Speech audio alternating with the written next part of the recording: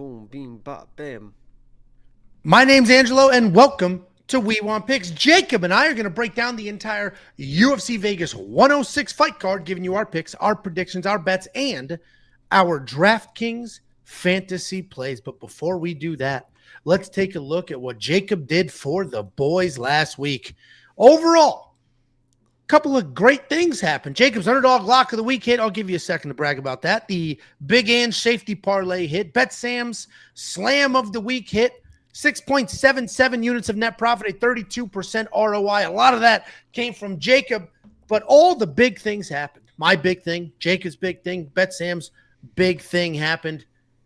Jacob, you were 100% sure Jack Della Maddalena was going to win that fight, but when it happened, was it vindicating? I mean, I watched your reaction live, but was it just nice to see all the tweets of everybody who was dead wrong clowning you? You stupid fucking bitches. You stupid motherfucking bitches sitting there trying to tell me about Bilal Muhammad. I know Bilal Muhammad. He was never going to wrestle and hold down my dude, Jack Della Maddalena. And there's going to be a lot of comments this week apologizing to me. I know that, you stupid fucks. I'm watching the Pacer game right now, and they're up 12, and I'm going to lose my mind if they win this game. Well, that's exciting stuff for the next 10 minutes here, but it wasn't just Jacob's lock of the week that hit. The safety parlay hit as well. And while the lock of the week is flashy and remarkable because it's all underdogs, the safety parlay has been clawing, scratching, working its way up the ladder. 5-1 in the last 6. This week's safety parlay is plus money. The rare plus money safety parlay. You can unlock that right now. All the picks, all the bets, all the tools at WeWantPicks.com. If you don't know what the safety parlay is, it's a parlay. I put it up on the board every week. We call it safe for a reason. It hits at a remarkable accuracy, and the long-term success of that safety parlay is absolutely undeniable. You can unlock this safety parlay and 3 more because membership is for an entire month at WeWantPicks.com. It's not just copy-paste bets. We have a whole bunch of tools as well. DraftKings Optimizer that we built from scratch. A tape index for all of you who like to do your own research. Watch the film.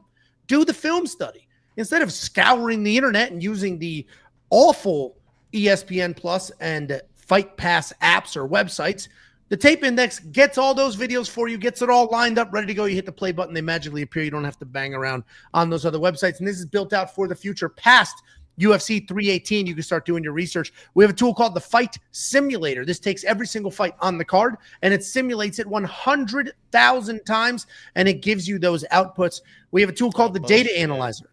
For those of you who like to deep dive the data, stack the data, find those prop bets.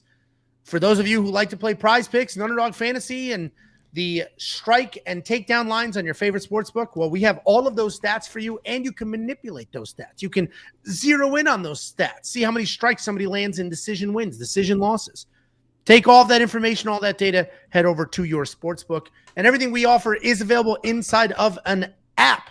And the benefit of the app is push notifications. Not only is it an easy breezy, beautiful experience, the app is 100% free, and you will get push notifications. I sent one earlier today. Jacob put some bets on the board, and you were notified. Oh, bullshit. You then are able to check out the bets, and if you appreciated them, you could copy them. If you don't, you put your phone back down, but it's fine. You did not miss out on the line movement. Just search We Want Picks in the App Store. And I keep mentioning it's $10 for an entire month. All those tools I just mentioned, full access for a month. All the picks, all the bets, everything. Full access for an entire month. Here is that month. This is what that month looks like. You're going to get this card, UFC Vegas 106, the Aaron Blanchfield card next week. Right after that is UFC 316, the Merab Sean O'Malley fight card. And then after that is the UFC Atlanta fight card. Why do the people of color have the smaller boxes and the white people have the bigger boxes? That's a fantastic question. I would take that up with Microsoft PowerPoint because all I did was add 4 images and PowerPoint came up with the design. So, but that is a fantastic question, and I think you might be onto something. You know, I don't know if anybody else knows this. Obviously, it's been on TikTok. It's a pretty well-known thing at this point.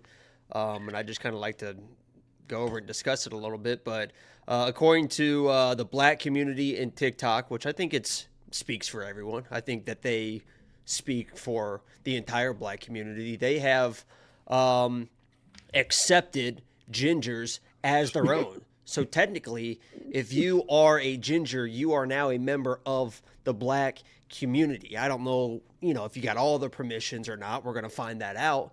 But for the first time ever, and it's been hard to come to terms with something like this in my life. You guys know that I've been denying this for, Angelo calls me ginger. People come on the call-in show, ginger this, ginger. I get tweets, ginger. You went over the nicknames, right? Just a couple weeks ago, all the fighter nicknames for being a ginger. What AI said your rap name would be. Right. Lil Ember. And at the time, I was offended because I never considered myself as a member of the ginger community. But I would like to say now, that the black community has welcomed the gingers into their community, that I'm a ginger, man.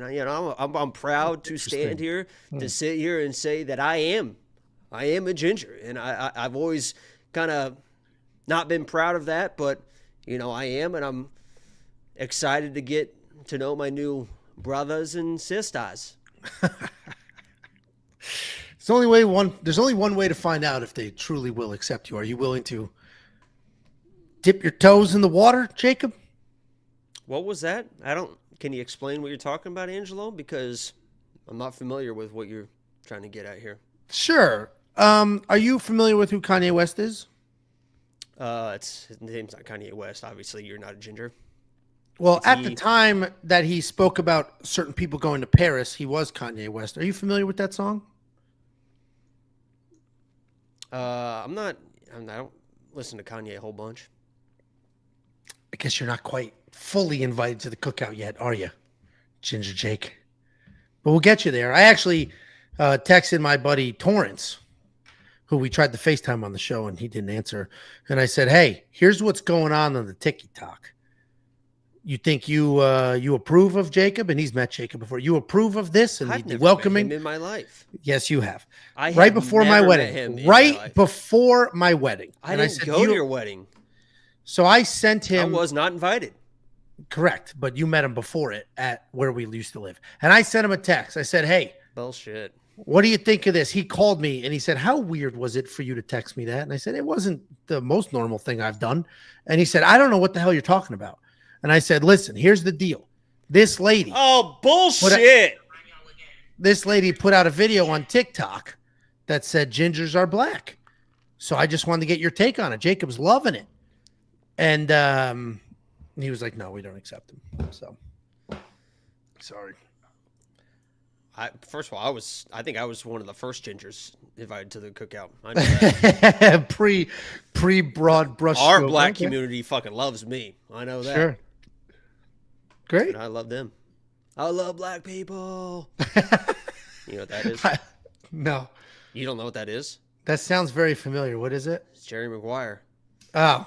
I love black people. He show says me that? the money. Yeah. It starts with I love black people. No, he just Cuba Gooding Jr. just starts adding stuff in. He's like, say you love black people. It's like, I love black people. Gotcha. Say show me the money. Show me the money. That's I love funny. black people.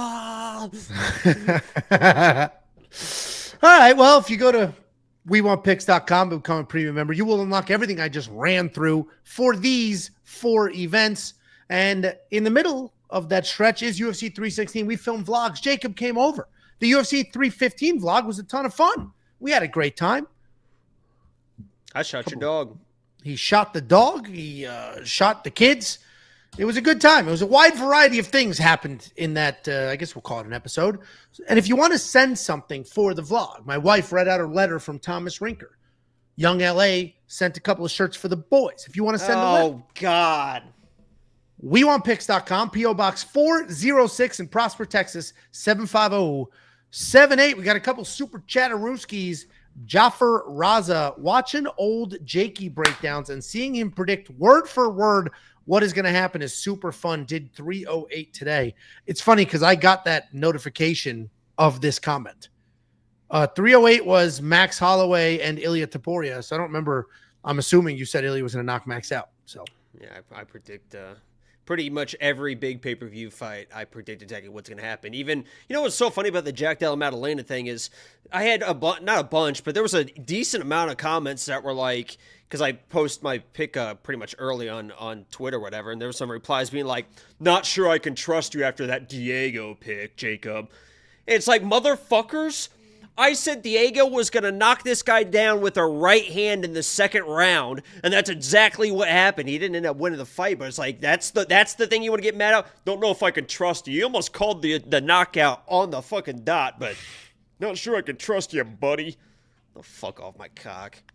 Well, this is the most what have you done for me lately space on literal planet Earth. TJ is playing like a fucking dickwit. Things are going south in the Pacers game, but north for Enema. $2 super chat. He said 4 weeks straight up at least 5 units. Thanks, boys. We appreciate you. Jacob's been doing some of the heavy lifting there. Even 2 weeks ago, he wasn't on camera, and he had phenomenal bets. So glad things are working out for you. Thanks for the premium membership. And Christian Baller, $1.99. Jacob, what round does Ilya knock out Charles first? Dude, he might be. I just thought of this, but it actually might happen. There you go. He might be so confident in that matchup that he wants to try to beat Charles on the ground. And I don't know if he's going to be able to do that, but he might go for a takedown and just fuck around with Charles just to like fucking prove a point about not fighting Islam or not doing this, or, kind of a welcome to the 155 division. Like, this is what I can do to people. Like, he honestly might be that confident, as he probably should be against Charles, to like kind of fuck around with him with a round before he finished him. But he should knock him out literally within a minute in 13 seconds. Yeah, I mean, I hope he... Listen, I want Ilya to win. Charles winning, I know he's got a ridiculous amount of fans, and I get it. I understand. He was on a nice little run there. You literally said a tweet. You're like, I'm a it hater. shouldn't be Charles. It should be Armin. Fuck. Armin is the rightful number one contender at lightweight. It's Armin. Dude, yeah, he blew it with the back thing. Dude, fuck him. He blew it with the back thing, but he's the rightful number one contender. Charles Oliveira has... No, he had a shot. He missed it. Fuck him.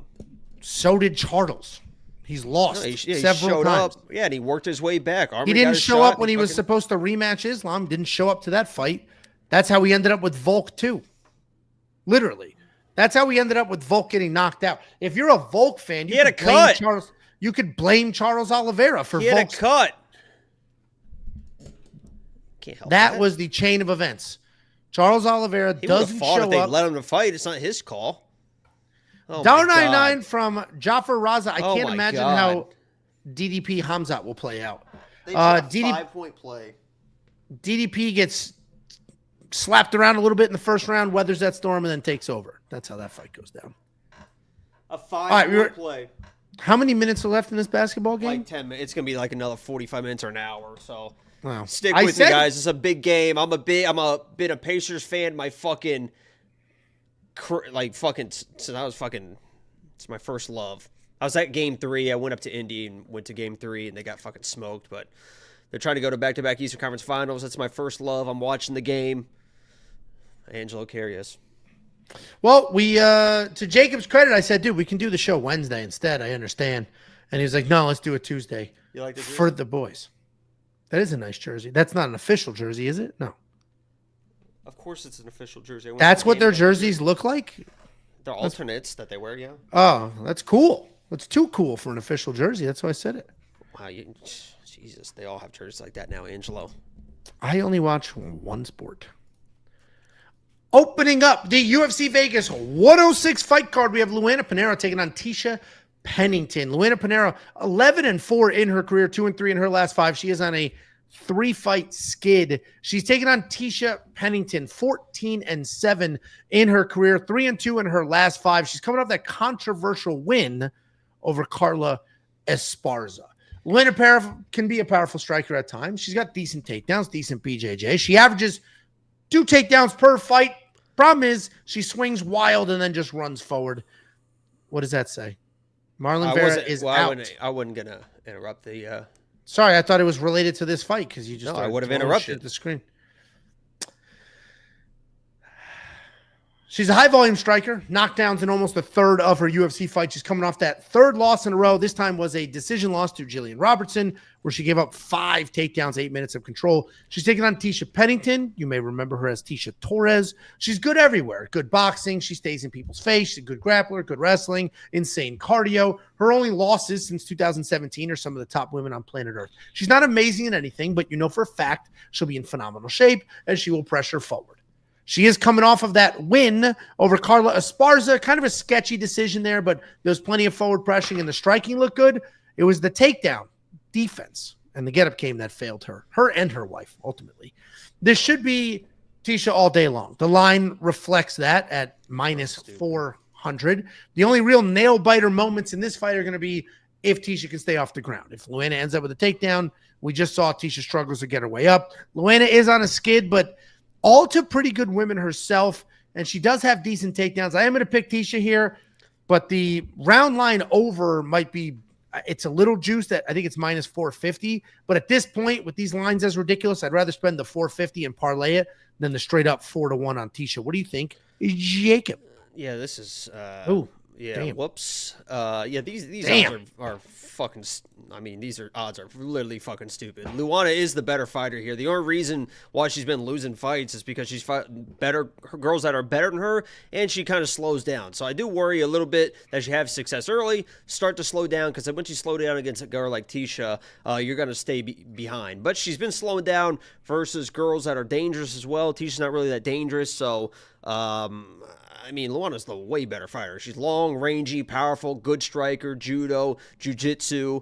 It's just that she gets tired, and Tecia's not the person to get tired against, but Luana's a better fighter, so she's probably going to win this fight. Yeah, I have the wrong deck uploaded here, kind of a last-minute scramble, so I don't have the DraftKings pricing on the screen, but obviously Tecia Torres is wildly expensive, or Tecia Pennington, so the question becomes, is she going to be worth that DraftKings pricing? And the answer is no, she will not be worth that DraftKings fantasy pricing. If you want to throw a little bit of a shot on Luana there, maybe, just maybe that could be worth it if you do think she gets the takedowns and grinds. But ultimately, I don't think that's going to happen. These Cavs players just fucking flop all over the place, man. Isn't that all of basketball now? Isn't that just not the Pacers? You're we man up and just fucking take it till you're fucking. We just punch people in the chest. Push it to the limit. Boom, bop, beam, boom, boom, bop, bam. Bang, bong, pow.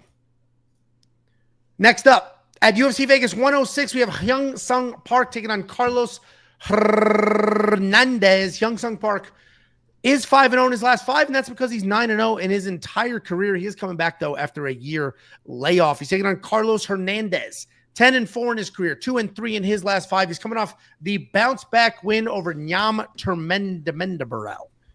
That was close.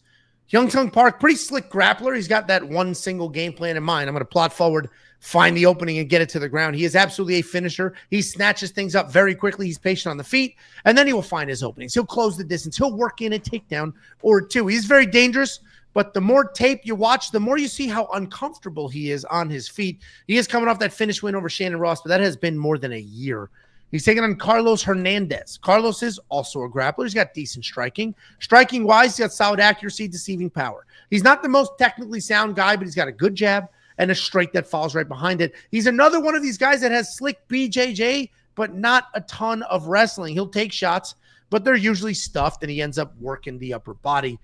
He has been known to throw a Hail Mary submission like flying triangles. He's coming off the decision win over Nyam Termendemendebarel, where the early grappling is what ended up winning him the minutes, which ultimately won him the fight. And we have an interesting, odd situation here. It yo-yos a little bit, but Hyun, as the 2-1 favorite, essentially, seems a little bit off. Carlos is a dog. He's been improving the wrestling. Park has plenty of finishes, but they're all against pretty low-level competition. Carlos has beaten 4 people in the UFC, but their combined record isn't exactly going to get your mother's juices flowing. The reality is that this fight is going to be a good test for Park. He can be pretty tough. He can beat the lower level guys, but let's move our way up. Hard. If he can't win here and the UFC is going to decide to push somebody else, the pick's going to be Park. We'll see what happens when these two get after it, because Carlos is really tough, and I don't know if Park's going to have little bit of slowdown in him. Jacob, what do you think of this fight? Fuck. 7 minutes left. Pacer at 4. Yeah, I actually like Park a lot in this fight. He's going to be the better striker. We've seen Carlos be chinned a few times. When he gets chinned, he's kind of able to use his grappling to stay alive. But he's been out-grappled before as well, right? I mean, we've seen him stay alive with his grappling, but also try to scramble a little bit too hard, give up his back, get submitted in those type of instances as well. He's definitely a good test for Park. He's a durable guy. He's fought a lot of really talented people and shown that he can do all right in those situations. Park's an undefeated guy. Those undefeated guys haven't been great this year. We'll see what happens, but I think he's pretty measured in the striking. And the way that he scrambles and his size, I think Carlos is not going to be out scramble him. Whether he's able to survive and Park gets tired late, maybe something weird happens. But I like Park to kind of keep it standing when he wants to keep it standing. When Carlos needs to panic wrestle or grapple, he's not going to be able to, and Park can kind of tee off on him. So Park inside the distance could be a sneaky play here, but I like Park. Yeah, I mean, we're both on the Park side. I think we both agree that Carlos Hernandez is a pretty tough guy. Park is... Isn't this fucking amazing that I can see here no notes off the top of my head while I'm watching? I'm literally just watching the game, just... Like, my intelligence level compared to yours is out of this fucking world. I'm watching the game, understanding what's going on, just making all this stuff up in my head. You hear me go first, which is such a wild benefit. I don't listen to a fucking word you say. I'm watching the fucking game. That's what you say. I'm literally just talking off the top of my head from notes that I have from watching film while I'm watching a basketball game. Don't make one mistake. Done. And you can't even fucking read. First of all, I read at an 8th grade level, and I have for quite some time now. So not only do I read, What was your weight in 8th grade? Be honest. Listen, my mother. What do you think mine was? Because I can guarantee I pretty much know what mine was. My mother used to send me to school with 2 sandwiches. Okay. And it was a problem because I was a big kid. I wasn't fat, but I was a big kid in elementary school. And so my father would say, stop sending this kid to school with 2 sandwiches. He's a little too big. So we had to scale back on the sandwiches. But ultimately, I grew taller and I slimmed down. But I've been big for a long time. I don't know let's put it this way. Yeah, I mean, you're doing a lot to just not give a number. I don't know the number, but you know the movie Sleepers? You can guess. I don't know, 80 pounds. You know the movie Sleepers? I had a size 12 shoe. Here we go. I had a size 12 shoe in elementary school. You were 210 in 8th grade. Because the movie Sleepers was filmed in my town growing up. And that's with Brad Pitt and Brad Renfro. R. I'm in a movie called The Burden of 9 Lives. Yeah, as am I. God. Bunch of famous people. They filmed it at the insane asylum in my town. And so they did a casting. It was supposed to be a children's prison. So they did a casting. All the kids lined up and they're like, who looks mean? Who looks aggressive? And so I lined up. And they're like, you're big. You look mean and aggressive. I was in 5th grade. I got cast. They put me in it. I'm in the movie. Front and center, too. Young Ange. Young Ange. Just be nailing a girl so hard that you break your dick and you have to get a cast on it? That has not happened. Is that a thing? That doesn't Angelo, feel like can a we thing. Continue with the breakdowns? Yeah, 1 second. I'm actually uploading new slides since I screwed these slides up. Oh, Siakam? Fuck. Jesus, man. Pacers were 5 minutes ago, man. This is going to get crazy here. I literally said we can film this Wednesday. No, I'll be fine. It'll be fine. It's going to be fine. It'll be a good highlight when they when Halliburton hits a 3. Oh, Pacers steal. When they win the game on a buzzer beater and I fucking helicopter dick. That should be fun. Yeah, that should be fun for us. That's in 1. Okay. After that. You're that dude, Cat. What's that dude's name? The sassy guy? Cat? Yeah. It's funny because... Zesty. After all that? Oh, for sure. Because Jacob keeps sending that stupid meme everywhere. For sure. And then I was like, who is this? And then he told me, and then 2 swipes later on my TikTok feed was a full highlight of him. Oh, God. The spider is hot. Okay, we're going to move on. Next up, at UFC Vegas 106. Hold on, we're going to do it like this. My bad, guys. We're going to do this. Bing, bong, pang, pong, pow. Ping, pong, Miles. pow. Ping, pang. Pow. Finally, we have. Oh, Nemhard! Oh, he hit a 3! That's my dog! That's my dog! Oh, my God. I can't wait to see this. This was such a bad idea. The best part is, everyone that calls me annoying still has to listen to my shit because I know my fucking shit, so fuck you. I mean, the comments. Oh, they blocked it. Okay. When Jacob wasn't here, you were begging for him to be here, and then when he is here, it won! Okay, we gotta be done. Oh my God! Elephant! Oh shit! Next up at UFC Vegas 106, we have Elise Reed taking on Denise Gomes. Elise Reed, 8-4 in her career, 3-2 in her last 5. She is alternating wins and losses, taking on Denise Gomes. 10-3 in her career, 4-1 in her last 5. She's riding a 2-fight win streak. And we'll start on the Gomes side. She is a striker. She's a massive favorite here, but she can grapple as well. She can be hittable, but she's so tough, she's never out of a fight. She'll continue to move forward. She'll bite down. She'll bomb away. It takes her a few minutes to get going, but once she is dialed in, she picks up the pace, and she has no problem taking one to give one. She works in kicks pretty well, and she can be dangerous on the ground. She's coming off the decision win over Karolina Kowalkiewicz, where she had the volume and the pressure. She's taking on Elise Reed. Elise Reed is a busy striker. She sets an incredible pace, surprising power for the weight class. She's decent grappler as well, pretty good cardio. She is hot and cold in the performances, though. We'll see her show up, look really, really good, and then we'll see her come out here, not do what she's supposed to do, not be able to get off the cage.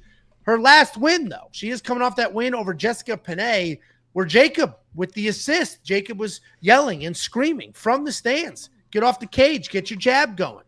And it made all sled just fucking split the guard with the jab because she's got a fucking nice jab, and she wasn't really using it. Jessica Penney was just standing in front of her. I'm like, just split the fucking guard with it. And she finally was just snapping out there, splitting the guard. And then after the fight, literally made a point to come to me and say, "I heard you the whole." She was like, "I heard you the whole time. I appreciate it." And I was like, "That's what I do, baby." There you go. There you go. And my concern here is that Jacob won't be in her corner this time. And these odds are quite wide. For Elise to be a plus 400 dog is a bit dramatic because she is a good fighter. She does have a good jab. She can be tough. And there is some sneaky power just sort of hiding in the wins there. Denise is very good. Denise is tough. She's a gamer. She'll move forward. Elise Reed, also tough. I imagine there's going to be some back and forth moments here. But my biggest issue with Elise Reed in this fight is she does tend to hang out on the cage, and I don't know if she is going to get off of the cage. I have a feeling that Denise Gomes is going to exchange a few strikes. Elise Reed's going to land a few clean ones, and then Denise Gomes is going to hold her against the cage, ride out sort of an annoying kind of win there. So Denise Gomes is the pick. Minus 550 seems wildly unaffordable. Jacob, when you're done doing whatever the hell you're doing, who do you think wins this fight? Yeah, you break it down perfectly. I mean, Elise Reed is she's the better striker. She's a very talented striker, and she can strike with, I think, anybody in this division. The issue is she's got power as well. The issue is she gets a little too cocky, a little too confident, and when people bully her, get in her face, clinch her, as the Angel said, push her against the fence, she does have issues with kind of physicality in those situations. She can get taken down. I know that Elise Reed likes kind of those side kicks to keep people off her. In this situation, if my cornering advice would be limit the kicks, because the last thing you want is Denise to just kind of walk through a kick, grab it, take you down, be on top of you, because then she could just stall out that round. I know that Elise Reed can kind of fade in fights as well. It looked like that was going to happen with the Jessica Penney fight. I stepped in, got her motivated. I said she needs to take down the win. Just keep fucking jabbing her. That's what she does. She won the fight. I wouldn't be surprised in the slightest if Denise comes in and just tries to kind of strike on the outside. Elise Reed's going to win this fight.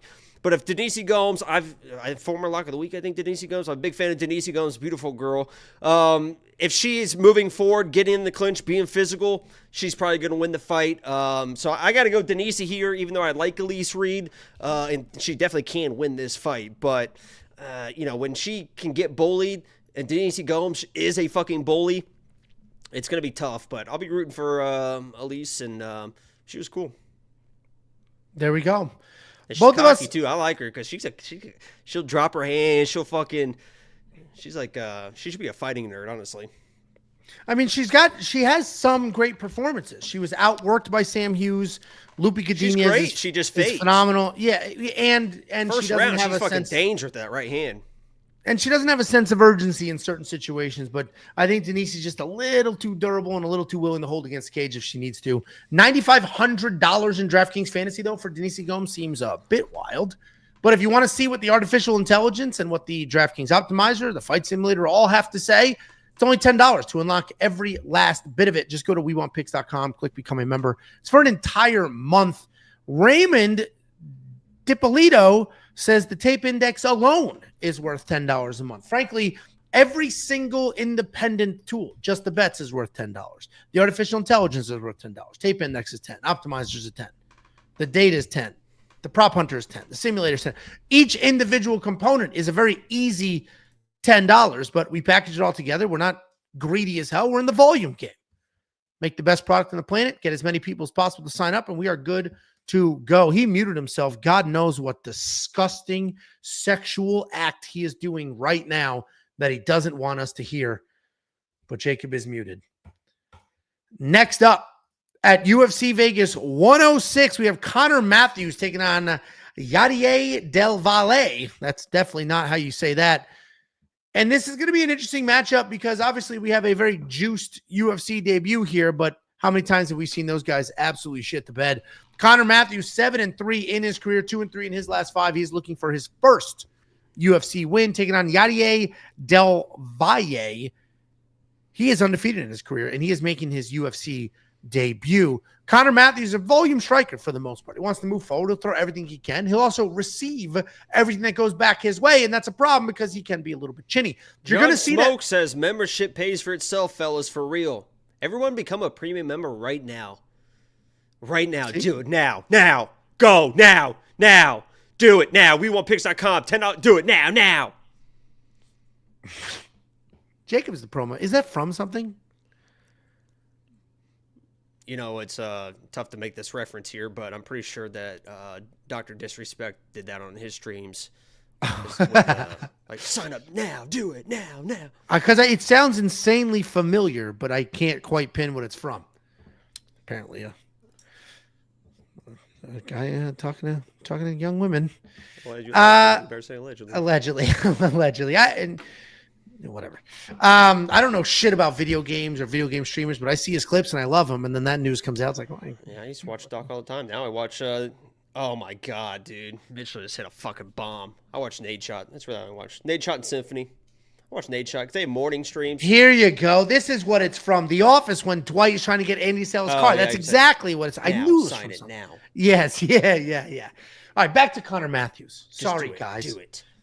Connor Matheus wants to move forward. He's going to strike. He's going to stay in your face. He's chinny. He gets hit a shit ton. He does have some takedowns. They're just okay. He's not a pure grappler. He has some submissions as well, but it's usually from snatching things up in scrambles. He's coming off that finish loss to Jose Delgado, where he had a quick takedown, but that chin was a problem. He's taking on Yadier DelValle. He's a good grappler. His striking is just okay, and he's got some decent power in there. He'll work the knees in the clinch. He won't shy away from a slug fight. His cardio is not great, but that really doesn't affect his volume. Even though he's exhausted, he'll keep winging punches. His takedowns are just okay. His submissions, though, are very good. He will jump guillotine, which is always tough to watch. But he has a wide enough arsenal of attacks that even if he doesn't get the guillotine, he'll work to something else or potentially back to his feet. Obviously, he won the Contender Series, so he's making his UFC debut. I do feel like this line is a bit wide. We have an undefeated UFC debut, and this is not the year for those kind of guys. But Connor has a chin issue. And even if Connor has that early wrestling success like he did in his last fight, it's possible he gets tagged up. It's possible he ends up in a weird submission. With all of that being said, Yadier has a little bit of jiu-jitsu nerd in him. He will play that jiu-jitsu game instead of fully engaging. I am going to pick Yadier here. He should win. He's got power in his hands. He's the better fighter, and he should win. But if he shows up in his UFC debut, jumping guillotine, doing stupid shit, Connor could just win a weird decision where he keeps his chin down and gets his takedowns going. I'm picking Yadier. I am not touching an undefeated UFC debut in this year at those odds. What do you think? Jacob. He just missed 3 free throws. What a fucking idiot. Yeah. Connor's he's a tough dude. I like Connor. I picked Connor in the past. Definitely should go back to the wrestling and the grappling more. Try to keep that control. But what I do like about Yadier that you said could be Mitchell just hit a fucking 3. It's a 3-point game, a minute 30 to go. What you said you didn't like about Yadier? I actually like him in this matchup because I think he does have the wrestling and grappling to get back to the feet. And on the feet, this dude's a wild dude. He's not very technical, but he is a downhill fighter. He gets those fucking wild hooks going, and he is all over you. I could not believe he didn't finish that Contender Series guy. That wasn't his fault. That was just the other guy was just tough as shit. If he gets into those exchanges, Nemhard win one! If he gets into those exchanges against Connor, he's just going to probably knock him out from what we've seen. So I got to go Yadier here, but I'll probably be rooting for Connor Matheus and Yadier inside the distance. I'll be honest, a premium play here, freebie. I played under 2.5. Thank you so much for that. We don't have DraftKings pricing yet for this fight. This is a newer addition to the card, but if you want to check out the rest of the premium bets, Jacob's been on an absolute heater. The safety parlay. I think I'm up 19 units the last 6 weeks, up 5 of the last 6 weeks, and the only week I was down 0.03 units. So basically up 6 straight weeks, something like that. So the funniest part about Jacob's bets is so much focus is on the lock of the week. While that's just one single bet. While it's a popular bet, an important bet, it's always plus money. It's one single bet. Get that shit out of there! In a random week where he'll lose the lock, the rest of the bets be slapping, and people only focus on the lock. But all the picks, all the bets, all the tools, every single thing that we offer on the website right now, it's $10 for an entire month's worth of access that will get you not only UFC 316, but UFC Atlanta, as well as next week's card. WeWantPicks.com. Next up, at UFC Vegas 106, we've had some of the craziest line movement on this entire card. Luana Santos opened as a dog, is now a favorite, and that line has flipped 3 different times in the last week.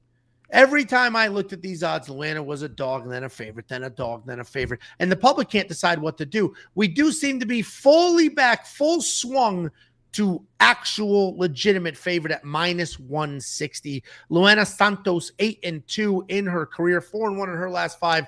She is coming off of her first UFC loss. She is taking on Tainara Lisboa, 7-2 in her career, 5-0 in her last 5. She is coming off that second UFC win. Shit. Luana Santos is a pretty slick grappler. She's got some regular takedowns, but mostly judo. She uses that to get fights to the ground. On the ground, she is patient. She does have good control. She'll do a good job maintaining a position after getting a takedown and then moving into something else. She does not have the best striking, but we have seen some random power out of her. She relies very heavily on judo throws. She has no problem getting into an absolute fist fight. But she is coming up that loss to Casey O'Neill, where it was very clear that she only has judo throws and no regular takedowns. She's taking on Tainara Lisboa, a striker with a Muay Thai background. She likes to load up on the feet, throw wild knees in the clinch. She moves well. She has aggressive striking. Her takedown defense is solid. And if she is taken down, she has submissions. Oh, my God. Oh! Woo! We'll be seeing you, Cleveland. We'll be fucking seeing ya. Eastern Conference Finals back to back. I got a bet on the Pacers to win the East that wins me $11,000 fucking dollars. I'm going to jump to the good part. I'm picking Tainara Lisboa. I think it was pretty obvious in her last fight that Luana Santos' striking is just okay. Luana Santos doesn't have any real takedowns, only judo throws. So, for that reason, I think the far better striker, the larger fighter, hopefully can avoid the takedowns, keep her ass off the cage, circle around, and just touch up Luana Santos. I'm going to pick Tainara Lisboa here. Not the most confidence in the world, but Tainara is going to be the pick, and if these odds continue to widen and continue to move in the opposite direction, there may be a straight-up money line bet on her. What do you think about this fight, Jacob? Tainara Lisboa is the better fighter. She's a better striker. She can do enough on the ground, even to win a grappling exchange. If she gets on top, she's going to be the better fighter. I broke down this fight, and I was very surprised. I thought these odds would be like a minus 175 for Tainara. I know she's coming off injury, layoffs, that type of stuff. But Luana, if she was serious about her career, she'd be at 125, not at 135, jerking off her dog on the couch. I mean, Lisboa is going to be the better fighter. She might come out a little bit tight, but Luana Santos isn't a crazy dangerous striker. I know she got the one TKO, whatever it is, but she just kind of wants to kind of blitz in, get to that judo to try and get to the grappling. I don't think she's going to be able to touch this girl, Lisboa. She's going to strike her at range and eventually we wear her down. So I like Lisboa here, and we'll see if the Pacers can finish this off. Oh, that game's not over? That screaming? They just went up 9. People are leaving. They're jacking 3. It's over now. People are leaving. It's over now. There we go.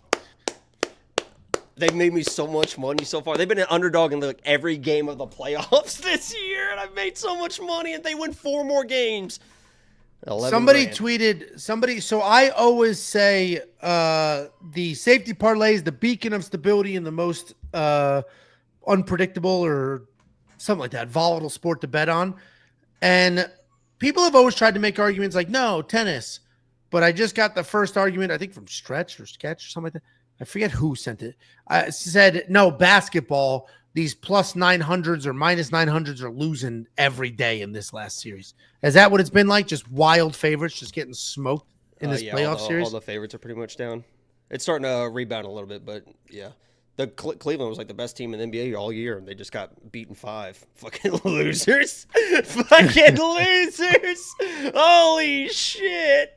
Oh, you fucking idiots. Now the Knicks are going to win. We already beat the Knicks last year, and we're going to fucking dust them again. How much was the bet for it? It wins 11 grand, but what was the bet? How much 500 money? plus 2,200 odds. Dude. To start to start the playoffs.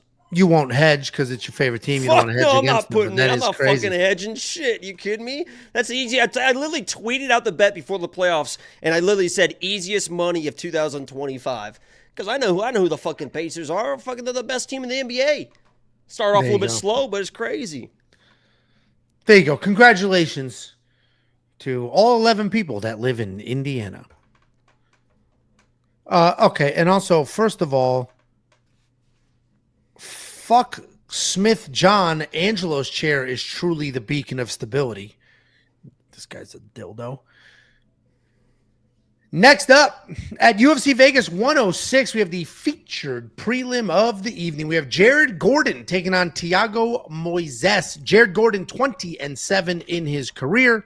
He is 2-1 in his last 5. He's coming off that close loss to Nasrat Haqparast a year ago. He's taking on Thiago Moises, 19-8 in his career, 3-2 in his last 5. He is alternating wins and losses. Jared Gordon's a decent fighter.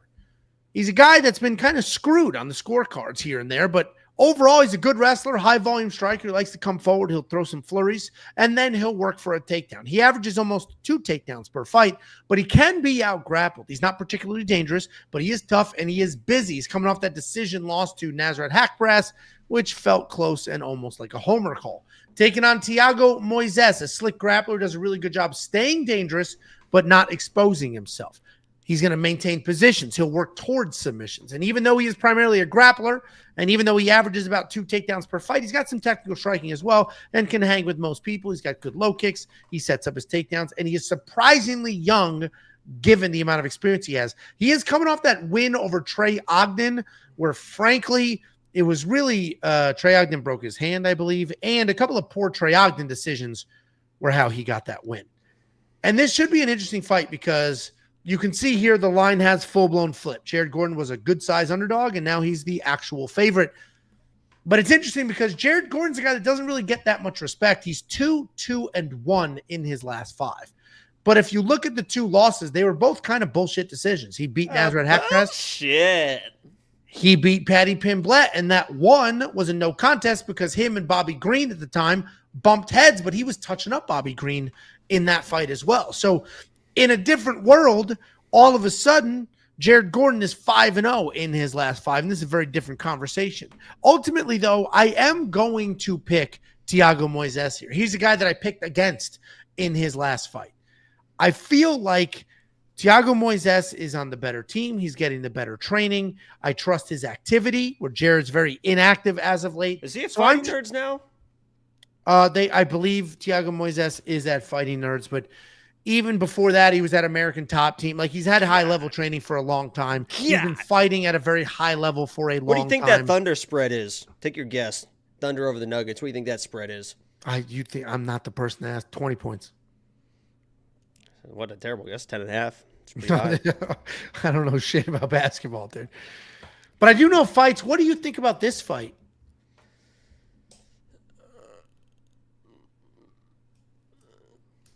You're like a kid that's taking a shit in his diaper while looking right at his parents' eyes. Well, you said, what do you think about this fight? You usually say Jacob or something like that, but you didn't say anything. Well, you forbid me from saying Jakey boy, which is like really painful to not say that because it's just part of my muscle memory. It's pretty degrading. No, it's not. It's not my name, and you're calling me boy. I don't say boy. I don't say it like that. Especially and actually, now that you are part of the community, I definitely should not say boy. There you go. Yeah. Okay. So what do you think about this fight, sir? Sir, Jake. My name's not Jake. You were trying to get people to call you Jake forever. No. Okay. Jacob. JT. What? I'll go JT. You're not a JT, though. I think as of today, I am. I think as of today, I am. As a member of the black community, I think my name is JT now. JT's not a black. I hear JT. I picture like it's Florida. Not Jacob. How many? Is there any black Jacobs? There's definitely no black Jacobs. That there's. Yeah. So you got. There might not even be a black Jake. There might not even be a black Jake. Jake from State Farm's black. There you go. His name's not actually Jake. Is that the only black person you know, Angelo? Named Jake. I know a Torrance and a Jake from State Farm. I know Tyrese Halliburton. Who do you think wins this fight? I like Thiago Moises in this fight. It just feels like he's definitely the more dangerous guy. I don't think there's anything, there's no doubt about that. Jared Gordon coming in. I think it's going to be tough because Thiago Moises is dangerous enough with the striking, but also to be able to get those level changes. If he gets on top, he was a very high-level grappler as well. I know that Jared Gordon can grapple and kind of hold his own, but to be able to bring the pressure that I think Jared is going to need to win rounds against Thiago, I think it's going to be a little bit dangerous. And you kind of saw that happen with Belal. Belal was a little bit frozen at times because he knew that once you get close to some of these people, there's going to be danger in the pocket. I think Thiago, with the takedown threats off of pressure, the leg kicks, the calf kicks are incredible, right?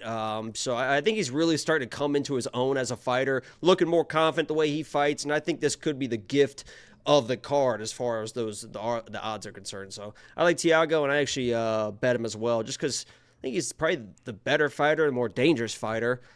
So it's hard to pass up kind of dog money on that.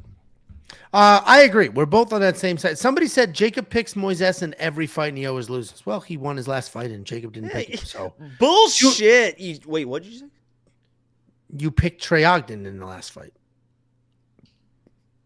You picked Thiago Moises in the last fight? Only I picked Trey Ogden? I don't know if I've ever gotten a fight wrong. Yeah, maybe not. What did we bet last week? Straight up 300 to 100. You didn't accept the bet, so you didn't win. Yeah, I was thinking, and but yeah, you lost. I had $250 on Jessica Andrade. And who the fuck? I want to know. I want to know a name on who gave her black belt. Because I said that in my recap video. I was like, the same person who gave her a black belt gave Molly McCann that brown belt, and they're running some sort of online scam. Because that's crazy. Nuts. That is nuts. I would feel pretty, and I've never rolled my life, but I've seen a lot of positions, obviously, and I feel like I understand some positions and stuff. I feel very confident I could out-grapple Jessica Andrade.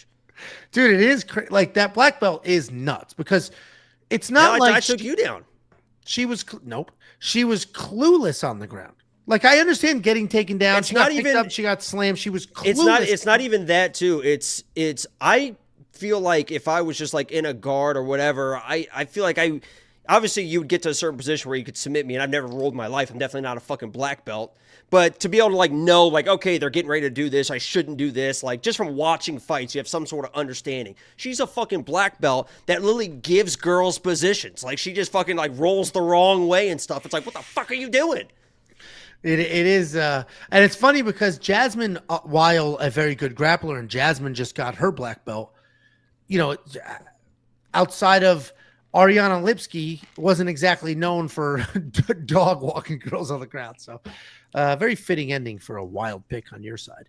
$8,200 in DraftKings Fantasy to $8,000 in DraftKings Fantasy. Listen, if you're on the Jared Gordon side, he will be good money at $8,200 because he does have volume and he can put up numbers with that volume. Problem is he's going to need that 30-point win bonus.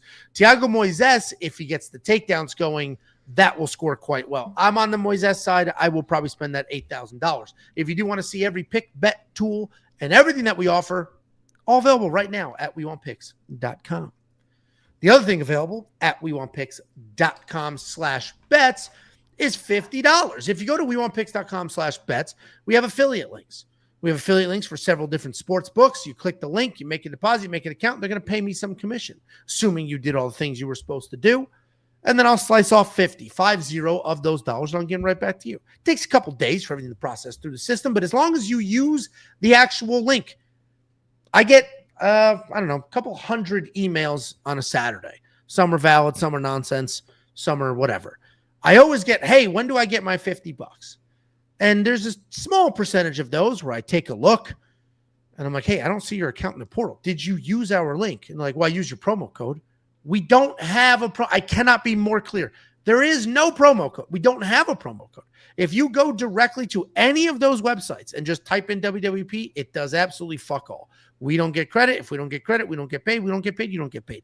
The link is what links you to us. WeWantPicks.com/bets. Here's a look at that safety parlay. This is the beacon of stability. Always has been, always will be. Of course, you're going to win and you'll lose. We win far more than we lose. Bring If I lose one. Bring What? Bring your ass. To where? Bring your ass. Bringing to what? What am I bringing my ass to? That is what got the safety parlay back on track. Bring your ass. It is true. I mean, the safety parlay, I lost a few in a row. Do you know what that means? No, just show up and do the right thing. No, that's what Anthony Edwards said. Yeah, I know that all the Anthony. Well, because you had fucking WTNB sending me weird crypto. I don't have him. He does that on his own. He thinks it's hilarious. I thought it was funny too. He's like, how many days? He put the over under at 2.5, and you hit the under because it only took. It was 2 days. It took the second day. I did it. Well, here's the reality. There it is. Because then I almost spoiled it last night because you hate when I do the LOL to you. I do it to him too, and he literally replied to me one time. He's like, honestly, when you say LOL, it hurts me more than when Angelo calls me a dumb fuck. I was like that, and I said that's so funny because Angelo fucking hates it too. That's why he said LOL to you, because I told him that. So it was his idea to say be Ant, and you were like, what the fuck or whatever, and he just wrote LOL because it pissed him off. I think I literally wrote like, fuck you, you're banned. Like, get the fuck out. Dude, LOL, I hate it so much. Because when you're having, like, I just hate it. Today you go, what could even be funny? Or something like that. Hold on, I want to read what you said because it was pretty funny. Hold on. It was like something like, what could even be funny right now? I did it. LOL drives me nuts. Let's see. Clown emoji used to bother me. I don't give a fuck about that. That's just so overused now. It doesn't matter at all. I could care less. Couldn't care less. Oh, for sure. I guess. I said, I'll get the thumbnail out in a bit. I just have stuff to do.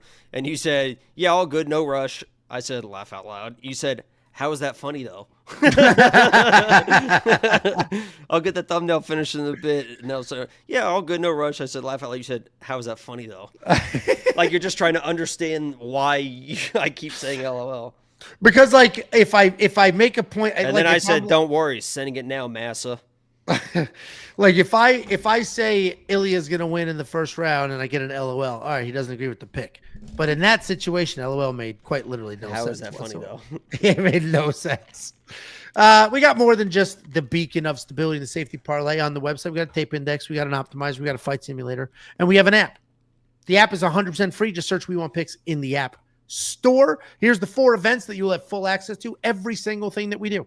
No tiers, no bullshit, no upsells. If there is somebody out there trying to sell you some nonsense at $20 a card, $20 a month, they're greedy fucking losers who don't know how to build something. So instead of trying to build something meaningful and bringing in thousands of people who will stay long term, they try the short cash. And the short cash is $100 a month, $20 an event. That's the short cash. We don't play that game. This is a long-term relationship with our premium members. We have well over 4,000 premium members, and the average tenure is like 7 months or something absurd like that. WeWantPicks.com. Click Become a Member at the top. If you hate it, cancel. But I promise you, you dip your toes in the water, you take a peek around, you enjoy it for a month, you will continue that membership. And if you want to send something for the vlog, we've got vlogs. The vlogs are out. They're a ton of fun. It's very different content. And the vlogs are getting more and more views, which is interesting because I'll get the diehard vlog people who I love these, whatever. And then now I get new people like, what did I just watch? This was great. Or what the hell did I just watch? The vlogs are very different content. Check it out. The latest one is up. You get to see a different look at the boys. We're hanging out. It's me as a family man. Then friends come over. We cook. We hang out. Then it's just full fight reactions in the media room. Check out the vlog. You can go back and watch old ones too. Pretty good time. Opening up the UFC Vegas 106 main card, we have the return of Gabe Green taking on Matheus Camilo. Gabe Green, 11-5 in his career, 2-3 in his last 5. He's on a 2-fight skid coming back after a very long layoff. Taking on Matheus Camilo, 9-2 in his career, 5-0 in his last 5, making his UFC debut. Matheus Camilo is one of those rare prospects where he's coming into the UFC, but not through the Ultimate Fighter and not through the Contender Series. He's an aggressive guy. He can strike. He can grapple. Ton of power. Ton of cardio. He's got a good chin, a whole bag full of submissions. He will plot forward. He will let his hands fly, and he will embrace the chaos. He's fought a lot of low-level guys, so he's doing what he's supposed to do to them. But as long as he's not making those fights close, we can count on him here. He's taking on Gabe Green. Gabe Green's a pretty well-rounded guy. Solid grappling, solid striking, good pressure. He's got a very comfortable striking style where he works in kicks really well. He's got a slick ground game where even if he is the one taken down, he's always threatening with submissions or sweeps. He's got that big one-punch power, or he doesn't have that big one-punch power, but he's got the volume, he's got the pressure, and it suits him really well. He's coming off that knockout loss to Brian Battle where he was just charging in and blasted. Now he's coming back after 2 years away, and he's trying to reinvent himself at 155 pounds. In the quick video, I said, he spent an entire career at 170. He's coming to, and somebody's like, no, he didn't. He did not spend. This dude has been at 170 for the last God knows how many years. God knows how many years. 5, 6, 7 years. He's been at 170 pounds. Coming down from 170 to 155 after many years, many fights, is a dramatic drop. He's not a small dude. He's jacked. He's big, and he's older. He is. Hold on, how old is he? Click.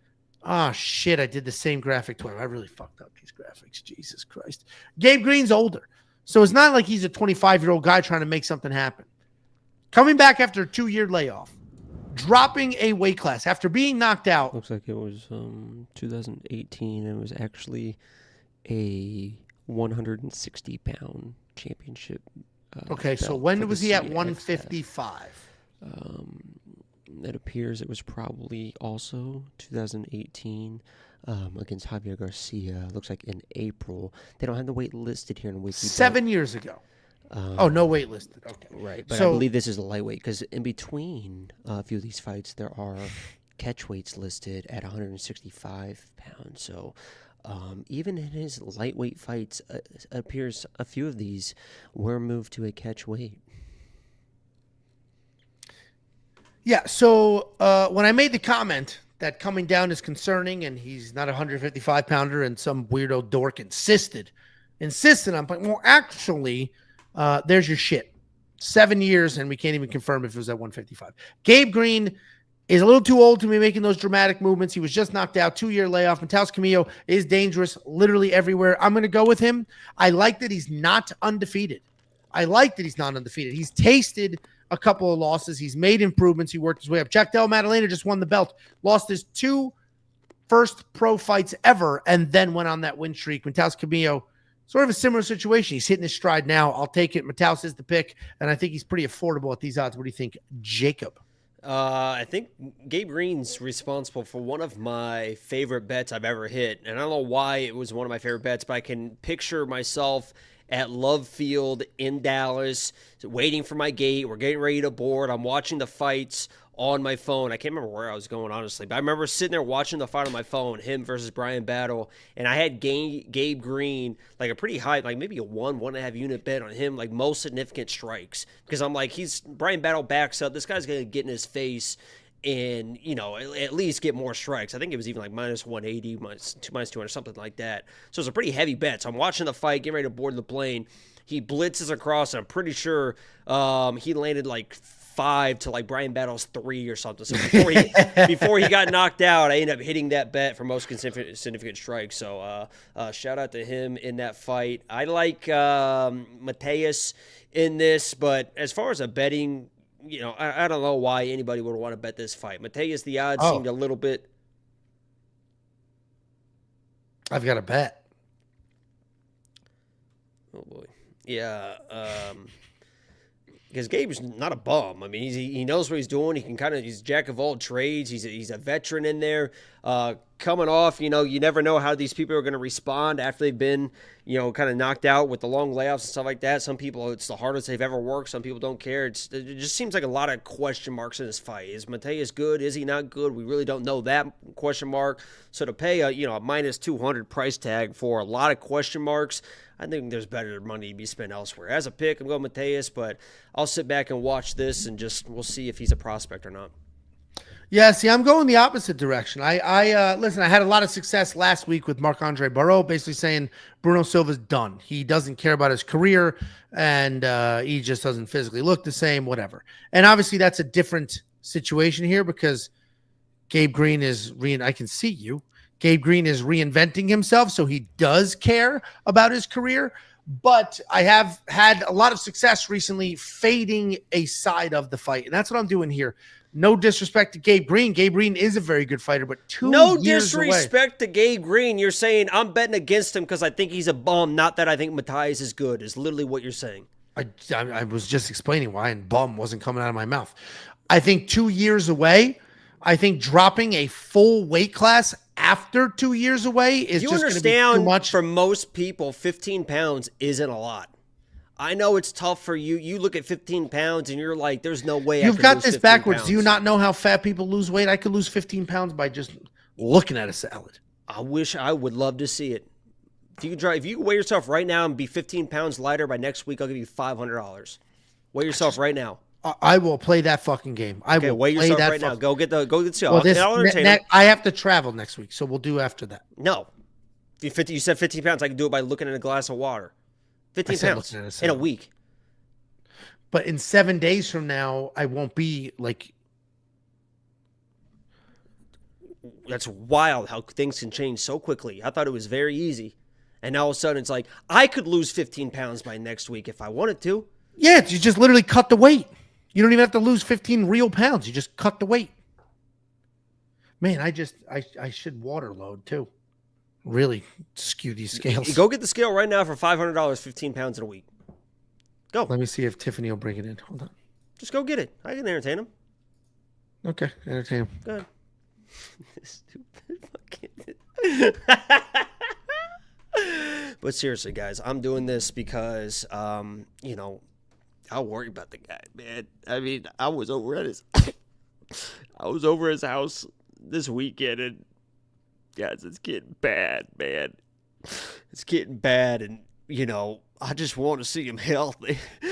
I just want to see him healthy. I just want to see him, I'm around his daughters, and I can't imagine being at his daughter's graduation and being like, your daddy would be so proud right now, but he ain't here because he loves cheesecake, and I just hate seeing that. So if I got to pay money to make sure that his daughters have a daddy, then damn it, I'm going to give him $500 a week until he gets into shape, ladies and gentlemen. Let's see what it is.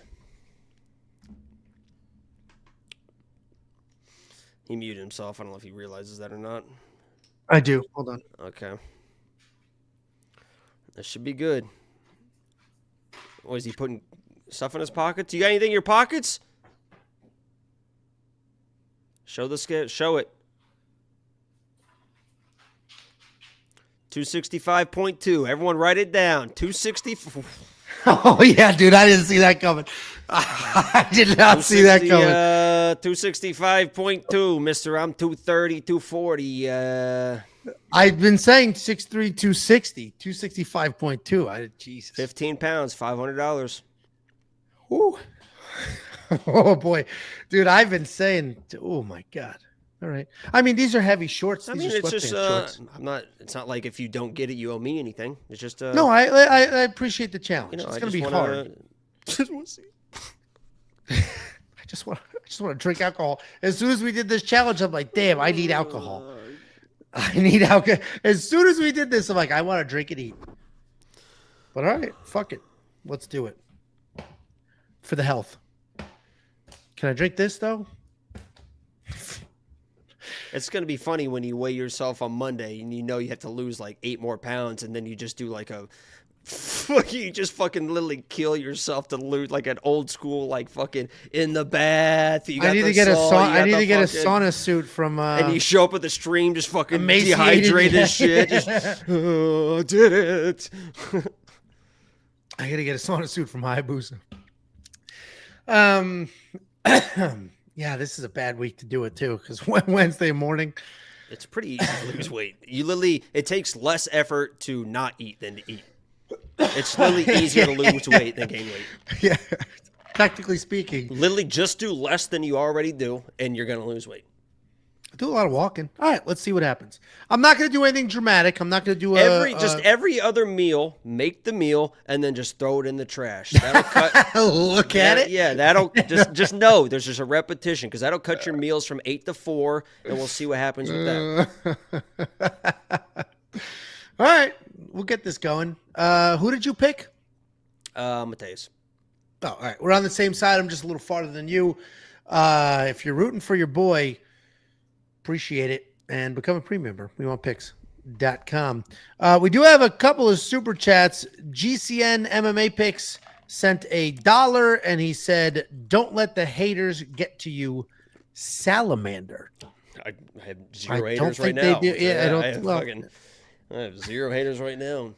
It is honestly funny. The biggest hater probably is Josh Thompson right now. He was the first person. You're the hater. I don't interact with that guy at all. He's the first person that was like, oh, yeah, but Islam's going to beat him. It's like, I don't give a fuck. I'm celebrating the win that I called over Bilal. You're already starting to turn, oh, yeah, but he's going to lose Islam. First of all, he's not going to fucking lose Islam, but he was the first person to, kind of hate on the situation. Everyone else is like, hey, nice call, great call. He's like, oh, Islam's going to beat him anyway. Keep the belt warm. We were talking about matchups to make that. He tweeted that to me. Oh, I didn't see that. Yeah. Oh, he's getting after it. Okay. Yeah. I don't know who this guy is. I never watched this guy fight in my life. Yeah, because you didn't start watching MMA till after he retired. There you go. It's, what you think I was just lying about that? No. I was just doing the math in my head. I don't think he was retired, but it was definitely after. You don't think he's retarded? And this guy, I was reading this and was like, absolutely fucking not. And then it did a pivot. He said, you guys should put all premium member names in a bag. That's a big bag. Pick 1 or 2 and then get them plane tickets. Get them plane tickets to come down. I don't think you know how expensive flights are for a pay-per-view and some food. And I saw that. I was like, no, I have fucking young children. And then he said, somewhere not at your house. I was like, oh, okay, that's reasonable. Listen, I may or may not go to UFC 317. I was very excited to go. Sorry, Westbrook just fucking dribbled it straight off his foot. Oh, I was very Ange is fat, but he's UFC level of that. Okay. I'll take that. I was very excited to go to UFC 317. We have flights booked, hotels, but didn't buy the actual tickets. I was traveling all last week, and that's when Jacob texted me, hey, they just released the VIP tickets. And then when I finally was settled in and God forbid Angelo sit with the regular people. The VIP there isn't could be where you people sit. of color in the regular seats. The VIP isn't where you sit, and you know that. The VIP is all the other add-ons. I went to the VIP with you. It was pretty white in there, and I noticed that you were much more comfortable and stayed there quite a while. These accusations you throw out there are just the problem is you can't defend yourself because it's like, why are you getting so defensive? I'm not defensive. See, it's impossible. It's impossible.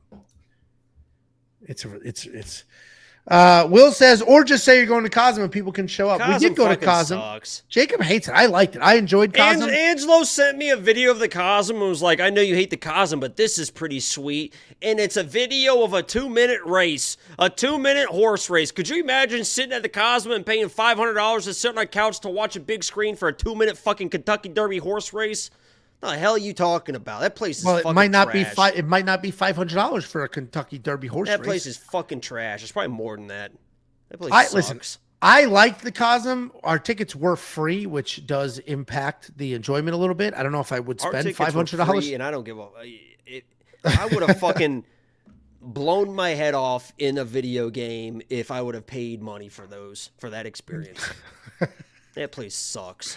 We had a good experience. Me, you, Casey, we hung out. What the hell are you talking about? It's we had multiple viewers that were there. You have to like sit in a chair, but you guys are on the couch and you're like in the aisle, and then there's no time. You have to look at that tiny TV up top to see what the time was. All of a sudden you're on a camera angle that you fucking hate, and you're like, hey, can we switch this? But you can't see what the fuck's going on. Can't hear the commentary. It's like fucking. No. I agree. A couple of the camera angles. And you're paying a few $100s a ticket to sit and watch a screen. It is a lot of money. A couple of the camera angles did suck, but the timer, we went to UFC in Saudi Arabia, so that's why there was no timer, no walkouts or any of that. All the other UFCs, they do have all of that. It was Saudi Arabia. You know what that would be better? If instead of going to the fucking Cosm, now movie theaters are having UFC. You can go to the movie theater. That's much better. It's just the normal broadcast, but you're in a movie theater, popcorn. You get the experience of like a little bit of a crowd or whatever. It's not, and I'm sure it's not fucking a couple $100. It's probably $25-$30 or something like that. I don't know how much it is, but the movie theater by me has full food, like fucking steaks and shit too. You can eat whatever you want and alcohol. That's what I'm saying. Like instead of doing the Cosm, that would be sweet. Yeah, just go to the fucking movie theaters. Check your movie theaters because more and more are doing that. I would literally do that. The idea of leaving at midnight, whatever, I would do that. But I'm saying if you want an experience like that, just do that instead of the Cosm. It's probably a fucking 10% of the price, and it's probably a better experience. I don't like watching sports around other people. I hate it. I like watching UFC. The people who UFC come over is to fine, watch but like the Pacers, I don't want to If you were like, hey, come over and we can watch it in my theater room, whatever. It's like, no, I watch my teams by myself. Leave me the fuck alone. I obviously like to watch fights with people, but I only like to watch fights with people who watch fights. I purposely have a curated set of people who get invited over to watch fights. I don't like to invite. If you don't know what you're going to ask a million random fucking questions or be like, this is gay. Like Bo. I hate when Bo's No, but you know what's great about Bo? He watches every fight. Like he'll be on his phone doing whatever, watching random fight night stuff too. So he's like just such a random. He just the fake Bo feud he just makes literally no just sense. he just disappears into the night. I walk out with him. I'm getting in my car and he just walks into the fog. There he goes. I'm like, how far are you? He's like, just a grocery bag full of beers. Just sometimes he's literally barefoot. I'm like, how far are you? Just about a half a mile. There he goes. Yeah, he lives like 3 streets over. He comes in. My favorite is he just walks in with a grocery bag of 9 different beers. They're not the same. They're all different. Glass can, big can, short can, IPA, like all different. Oh well, let's move on. Next up, at UFC Vegas 106, we have the very quick turnaround for Julian Erosa, and he is taking on a very quick turnaround, Costa. Julian Erosa, 31-11 in his career, 3-2 in his last 5. He is on a nice 3-fight win streak, taking on Costa, 23-7 in his career, 4-1 in his last 5. He's also riding a 3-fight win streak. Julian Erosa, as we all know, very long for this weight class, and he uses that length pretty well, both on the feet and on the ground. He's pretty well-rounded, high output, more than 6 significant strikes per minute. The wrestling's okay. He's getting 2 takedowns per fight. He's pretty dangerous everywhere. He is a dog, but despite all of that, he's not very good, right? He gets after it. He'll get in your face. He'll do the things, but skill for skill, technique for technique, it's not quite there. He is coming off, though, the absolute destruction over Indiana's own Darren Elkins. Taking on Costa. Melk Costa is a pretty well-rounded guy. He's got creative striking, solid grappling. Takedown defense is not very good, but the offensive takedowns are decent. His scrambles, however, are absolutely incredible. He doesn't really need to do a lot of grappling, though, because his striking is pretty solid. He's got powerful hands, solid technique. He strings together really good combinations. He'll even mix in some spinning attacks. He's coming off that win over C-Rod, where the scrambles were the difference in that fight. And I mentioned this, and I'm going to mention it again later on this card. I do these graphics about a week early. For this card, I did it 2 weeks early because last week I was traveling. This video, or a video with these graphics comes out on Sunday morning. So I got to be fully ready to go long before that. When I was doing these graphics, I instantly, no research, not instantly, like Melk Costa, done. Let's move on. I just think Melk is too clean of a striker, too good of a grappler. There's just too many ways for Melk to win here. And yes, Julian is a dog. He's got plenty of experience, but I think this is another Melk Costa win. My only concern for Melk Costa here is this is his 5th fight in a 12-month period. And if there's random nagging injuries in there, but he's just doing these quick turnarounds, getting the paycheck. Like that fight with C-Rod wasn't short. That was a full 15-minute fight. If there's some nagging injuries he's not talking about because the paychecks are nice, that could be a concern. But Melk Costa is going to be the pick, and I was instantly confident in that when I saw it. What do you think, Jacob? What's your dog sound like? Joey's got a pretty manly bark for a little dog. If you were a dog, what you sound like? What's your dog sound like? Yeah. Dad voice dog. Jesus. I ain't gonna do mine. Jesus. What's your gun sound like? You know, it's funny. I saw on TikTok that women can't do a machine gun sound. So I asked my daughters and they couldn't do it, but they're little girls, so how they know? So like apparently if you ask women, hey, what does a machine gun sound like? They'll be like, pew, pew, pew. Like they can't go, none of that. I unfortunately lost one of my favorite shirts because of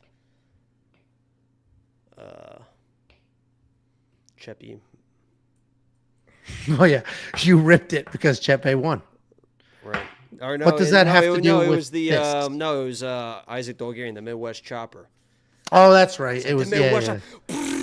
I was fucking. Well, what's your gun sound like? I just did it. That's a machine gun. What's your gun sound like?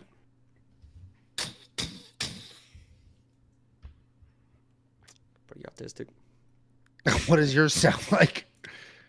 I'm a lover, Angelo. I would never use it. Okay. Who do you think wins this fight, lover boy? Yeah, I like Melk. Obviously, Melk was a lock of the week earlier this week. I started to doubt him a little bit. Not this week. Earlier this year. This week, yes. I did doubt him a little bit against C-Rod just because, honestly, I think I was a little bit scared of C-Rod. Honestly, C-Rod was not very happy with me, flipping me off in the cage. I was like, what the fuck? Interacted with him a little bit on social media, and I was like, you know what? Let me pick C-Rod here because I don't need any bad blood with any more UFC fighters. So I did pick C-Rod, but he almost pulled that fight. It was a sloppy fight, obviously at elevation, but almost pulled off that submission. But Melk showed what he is. I mean, he is a fucking dog, and I know Rose is a dog as well, but he's not quite as durable lately as Melk Costa as far as being a dog. And Melk is literally a dog. He literally has transformed. Dalmatian is his nickname. The Dalmatian. He dressed up as Dalmatian because he started embracing the skin condition that he has. That's what he said. That's what people used to call him. So he's accepted that. He is a fucking dog in there. I said against C-Rod, and one of my reasons for picking against him was at elevation, he throws big kicks, big, heavy kicks constantly. Whap, whap. Whap. I was like, at elevation, he is going to get fucking tired and C-Rod will take over. Well, he got fucking tired, but then C-Rod got tired as well. So not at elevation. The kicks, the strikes that he can throw, I think could hurt a guy like Julian. And I don't think Julian's going to out-scramble Melk Costa at this point in both of their careers. So I know he just got his black belt and he's probably excited to show off the grappling. He's got the guillotines. But that's kind of Melk's kind of go-to as well. So he should be able to see it coming if things get weird. But I like Melk here. He should be the better striker, the more dangerous striker. And even if everything's 50-50 on the ground, that's good enough for me because I think he's the more powerful striker of the two. So I like Melk, and honestly, A little premium play here. Another free. Okay. His inside the distance. Here's a little tip. This is the stuff that we bring you for premium. His inside the distance, which I wanted to play, is plus 125. I could play that. Or I could play his minus 3.5, which covers inside the distance, or a dominant decision if Julian Erosa shows up as a tough dude that we know he can be, and Melk wins at 30-27, that's plus 100. So it's a quarter difference, but you're getting a decision win as well. I think that's probably the best value here for Melk because it feels like he could find a finish or just kind of win all 3 rounds against a durable guy that's not quite as good as him. So I like Melk, and I think he could be the real deal. Yeah, I'm with you on that. Makes a lot of sense to me. We're both on the same side here. $8,700 in DraftKings Fantasy. I think that'll make some sense for Mel Costa because he may wrestle, he may strike, he may find a finish. It'll be pretty active, pretty busy. He can win some scrambles. So I like that $8,700. He will be in my DraftKings Fantasy lineup. But if you want to see what the optimizer has to say, what the artificial intelligence has to say, what all of the other cappers at We Want Picks have to say, it's not just me and beautiful Jake. We have Artem. We've got Bet Sam. We've got Artem. I was named Jacob from the Bible. Do you know the story of Jacob and what he did for Rachel? No. Why don't you enlighten us? And it was Jacob, not Jake in the Bible, but he was in love with this girl Rachel, and he wanted to marry this girl Rachel. So he went to the dad of Rachel and said, "Hey, I want to marry your daughter." And he said, "Okay, you can marry her, but you have to basically work for me for 7 years." It's like it's slave labor, basically. And then Jacob, being dedicated to the love of his life, was like, "No problem. 7 years, got it." Worked for 7 years. Went to the dad, said, "I'm here for Rachel." He goes, "Here you go." Gave his other daughter. Jacob was like, "This isn't Rachel." And the dad was like, "Whoops. I'll give you Rachel if you work for me for 7 more years." And without second thought, Jacob said, "Fuck it. I love this bitch." And he worked another 7 years to finally be able to marry Rachel. I'll tell you right now, I'm not waiting 3 months for no bitch named Rachel. Are you kidding me? 14 years for a fucking Rachel? This girl better be fucking exotic as shit. I want fucking Ariana. I want fucking Luciana. I want fucking somebody worth waiting for. 14 fucking years for a Rachel?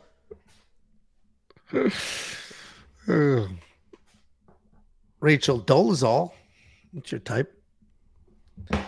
Yeah.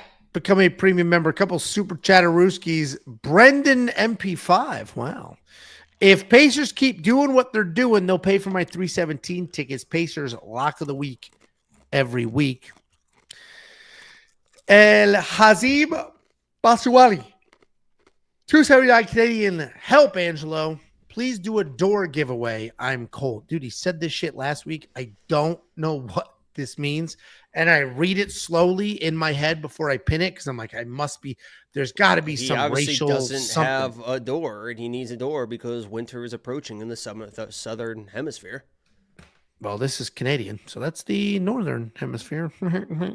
Well, Canada's pretty cold at night. Stupid ass Indiana public education. Next up at UFC Vegas 106, we have Nursulton Ruziboev taking on Dustin Stoltzfus. Dustin Stoltzfus 16-6 in his career, 3-2 in his last 5 years, alternating wins and losses. Taking on Nursulton Ruziboev, 35-9 in his career, 4-1 in his last 5. He's coming off that second round knockout win over Eric McConaughey. Nursulton's a guy that I picked in basically every single fight. I might have picked him against Buckley as well. And that would be the only one I've gotten wrong because that's the only fight he's lost so far in the UFC.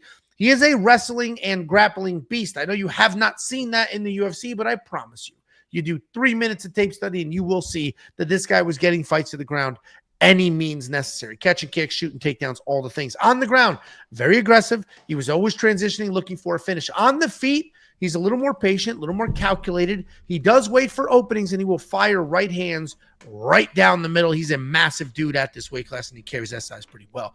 Taking on Dustin Stoltzfus. Dustin Stoltzfus having a little bit of a resurgence here. He looked pretty good in his last fight. He's a busy striker. He's got very good power. He's got a BJJ black belt. He's been wrestling a little more as of late with 11 takedowns in his last 5 fights. He will hang out and strike inside the pocket. Not always the best idea because it's not jiu-jitsu.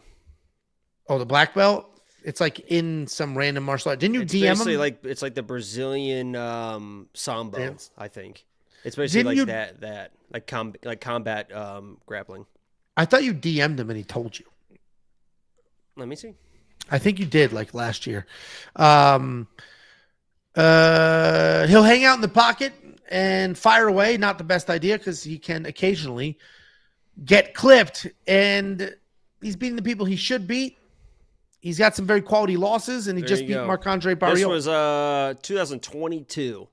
Damn. I said July 13th. I mean, this is the type of research we've been doing for years. We won't pick You DM'd him, right? It's only $10 a month, right? I'm willing to put in the effort, for guys, girls.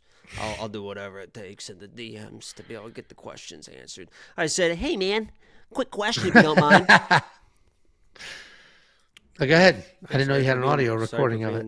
Yeah, no, I didn't know you had audio. Hey man, quick question if you don't mind. I co-host an MMA podcast, We Want Picks, and I had a question about your BJJ belt status because I've seen conflicting things. The broadcast said you were a black belt, but other things have you listed as a purple. Just wanted to make sure I have the information correct. Have a great fight week. Pulling for you, brother. And he said black belt in luto livre, which is no gi, and a brown in BJJ gi. And I said, awesome. Appreciate it, bro. I do have a series every week where I have an underdog lock of the week, and you are the king this week. Easy work. Have a good cut. Can't wait to see the performance Saturday. Did he win? Yeah, he fucking won. Who was it against? That was the one where he was like fucking around, not wrestling, and then got a big takedown in the late third round. I was like, God, thank God, Dustin. I can't remember.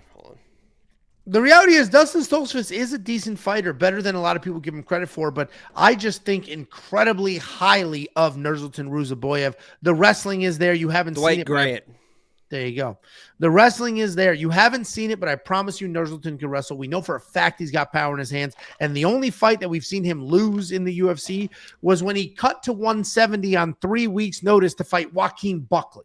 Outside of that, Nursulton has looked fantastic. A little bit of a slow starter. We saw that in the Eric McConico fight, but he's got a chin on him. He's got power. He's got grappling. He's going to be the pick. He still remains affordable, despite some other people on this card being wildly unaffordable. What do you think, Jacob?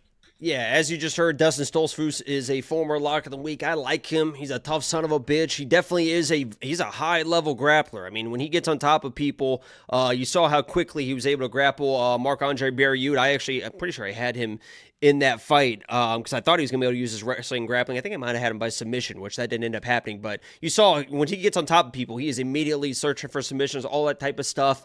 In this fight, if he goes to his wrestling grappling again, which I think he might, it's going to be a downfall because as long as Ruziboev is on the feet, he can't have success on the feet. And obviously, I think Ruziboev probably would prefer to keep this standing, right? Be that sniper from the outside against a guy that has been chinned before.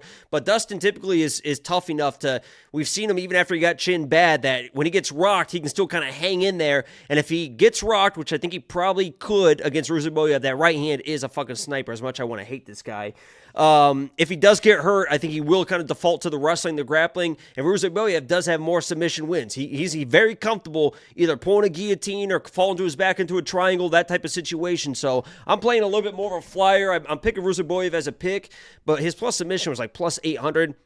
I took a little bit of a flyer there because I think if Dustin comes in with a game plan, it's probably going to be trying to out-wrestle this guy because you don't want to stay at range. I think his best bet, even though he could lose in those situations, is to try to get on top of Ruziboev. But Ruziboev, as long as he is on the feet, he's also equally as long on his back, on the ground, could find some sweeps. So I took a little flyer bet, but Ruziboev's still my pick anyway. But I like Dustin.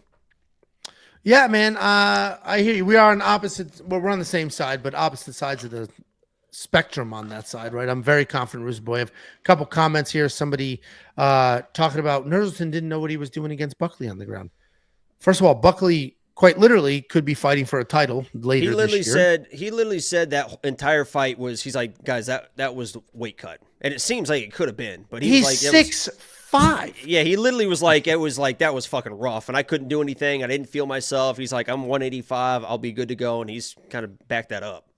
Dude, he's 6'5", and if you remember, there was a quick turnaround. He fought at UFC Long Island like 3 weeks prior at 185 pounds, then did the full weight cut down to 170. It was actually, I don't know how he's ever made 170 because he's a thick 85. He's not like he's just like a skinny little beanpole. He's not jacked like Dustin, but he's a big dude, and he's thick. 185, 6'5". We're both on the Ruziboev side, $9,000 in DraftKings Fantasy. You will need a finish out of him. Again, he's a very good wrestler. Somebody remind us, let's weigh you at the very end just to see if you made any progress. I just drank this water. We'll just see. What was the weight originally, guys? 265.2. Okay, we'll see. All right. Okay. What the fuck was I saying now? Oh, $9,000 DraftKings Fantasy. It's going to be tricky because Dustin is tough. I don't know if Nursulton's going to be able to knock him out, and I don't know if Nursulton's going to wrestle despite having phenomenal wrestling skills. So it's going to be a weird one. That's a lot of money to spend in DraftKings Fantasy. This is where I will default to the tools like the ownership projections, like the optimizer, like the Fight Simulator. WeWantPicks.com. Quick become a member at the top. Reese says, Angelo, how tall are you? I tell people 6'3", right about that. Maybe a smidge under.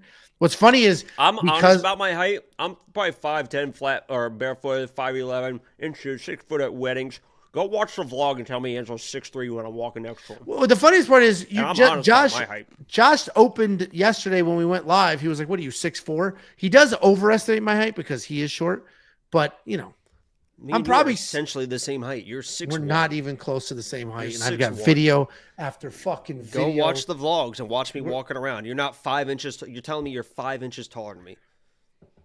You're telling me that you're as tall to me as Bo is to you. No. Bo's a freak. But that's what you're trying to tell me by saying. No, I'm probably a good 4 inches taller than you. This is 4 inches. I'm this much taller than you. That's got to be 7, 8 inches. Are you joking me? That was almost 9 inches from what I saw right there. Are you kidding me? Tiff will agree with you. She will agree with you. Next up at UFC Vegas 106, we have Sadiq Youssef taking on, I say Myron, and everybody gets pissed at me. No, Myron. I say Marion. What do I say? What is his name? It's Myron, shouldn't it? It's Myron. I say Marion. It's Myron. I think it's not Myron. It's Myron. I say Marion, and everybody gets annoyed. I think it's Myron. At Myron Santos, Sadiq Youssef 13-4 in his career, 2-3 in his last 5. He is on a 2-fight skid. He is taking on Myron Santos, 4-1 in his last 5, 15-1 in his fucking career. Racist as shit. Why? We just said it was Myron. That's not even a black name. And he's not black. He's Brazilian. Where's the racism? And it's the fact that you can't see it. Means it's not there. I don't see color. Myron Santos. See, Myron Santos is quite the little prospect here, which is why he's the favorite. He's a big, powerful striker. He's got a solid takedown defense, plenty of patience. He's not low volume, but he will definitely plot forward and pick his shots. He's not just going to recklessly get after it. He's got power in both hands and his feet. He does a really good job defending takedowns with a really wide base of his stance. If he does not find the stoppage, he will keep his composure and continue with that game plan. He is coming off that win over Francis Marshall, where the striking was there, but he was taken down a few times. He's taken on Sadiq Youssef, fantastic striker, decent power, incredible speed, wide variety of attacks. He is 7-3 in the UFC. He has outstruck everybody, even in 2 of those 3 losses. The only person he did not outstrike was Diego Lopez, who went in there, got in the pocket, and kind of put him out pretty early. Takedown defense is 62%, and he's got a good enough get-up game that he's not just going to be ridden out on the ground. And MMA is crazy because it wasn't too long ago that Sadiq Youssef's a touted prospect. He's on Twitter doing those hilarious breakdowns. And now, a couple years later, 2 losses later, the breakdowns are gone. Not quite the prospect. Lost a little bit of his swagger. The Diego Lopez knockout, I imagine, was a little trashing the guy for putting the podcast aside and working on his game, Angelo. I don't think he should have put it aside. Hard-working black man. I thought that podcast was hilarious. And I wouldn't even call it a podcast. I thought that bit was hilarious. He should continue to do it. The guy has an incredible sense of humor. And in this sport, you have to market yourself because the UFC is not going to do it for you unless you're a special kind of somebody that they just really want to push, whether you're getting tons of knockouts or from a country that they really need the fan base for. I am picking Sadiq Youssef here. I think he's the better fighter. I think he is maybe not faster, but I think he's more technical. I think he hits harder.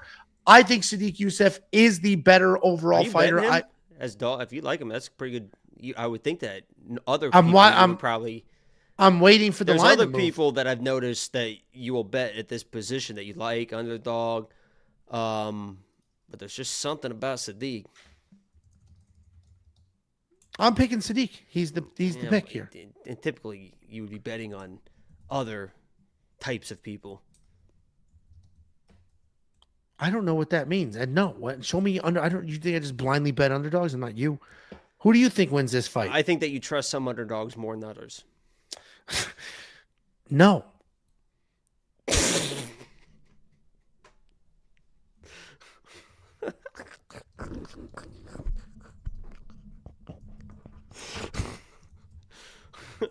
The best part is I know that you're like you halfway don't even know what's happening right now. I knew exactly what was happening. You're like distracted by you're like I'm definitely distracted, but I knew exactly. Discord or something. No, like Tiffany was texting me about my cheerleader fitting, but she has no respect for this. Like I'm at work, leave me alone. Who do you think wins this fight? Listen, I like Sadiq Youssef. I actually, as high as I was on Diego Lopez going into that fight, I was very, very I'm picking Diego, but Sadiq Youssef can fucking throw those hands. He's a good guy. He can kind of do a little bit of everything. And I was worried about Diego going into that fight. You know, kind of getting smoked a little bit. And what I've noticed, this is going to sound a little bit weird. And this is going to sound a little bit brash. And this is going to sound a little bit, I don't know, fucking a little bit wild, right? Shut the fuck up. It feels like to me when I watch Sadiq Youssef fight, and I was talking to Marcus on Twitter about this, he fights short. First of all, I don't know why. Do you know why this fight's at 155? Is this a little bit short notice for Marin, isn't it? Or I don't know. I did not. I didn't see any meaningful reason. I actually just assumed they had the weight class wrong, to be honest with you. But it is listed everywhere. So, but both these guys are 145ers. But it feels like Sadiq he fights short. He's not a long rangy guy. He doesn't have a lot of shots from outside, and I think that's what got him in trouble in the Diego fight because he needs to be in the pocket, and he fought somebody that was very good in the pocket with that uppercut situation. And he even saw that in the Barbosa fight a little bit. In the beginning, he got inside of Barbosa because he was crashing in. He was super, super aggressive, and that's what he tried to do against Diego, and it didn't work. But he got in the pocket, and if he gets in the pocket, he can land on people. But once Barbosa weathered that storm and it became more of a kickboxing fight, you saw Sadiq kind of struggle with that range. He just fights short. His strikes aren't rangy, they're not long. And I think against a guy like Marin Santos, who excels in that mid-range game that Sadiq's going to have to hang out with those long, big hooks that he times well. He can get off the center line, come back with those big shots. I think it is a great matchup striking-wise for a guy like Marin. And he's shown now that when people try to wrestle him, he can do enough. Obviously, we could have a weird situation here because I did rewatch that Francis Marshall fight, and he did not win that fight. I mean, he did not fucking win that fight. I think I had money on Marin Santos, and I got out scot-free on that one. But yeah, he did not win that fight. So we might have a little bit of a karma situation. I've talked about that before, and it's like a real thing. You win a bullshit split, and then you lose a bullshit split type of thing. But as far as talent level, this guy Marin is fucking good. And it just feels like the space that Sadiq wants to fight in, to get to that position, Marin is just going to make him pay. And he's very accurate with it. He's a young prospect, but he fights, even in that Francis fight, he got dropped. He was getting out wrestled and stuff, but he kind of stays He fights like a veteran. Like, he fights like he's been doing this a long time, even though he's 24 years old. I think that's a big asset as he moves up the ranks because he fights like a contender. So when he fights contenders, it's not going to be a big deal to him.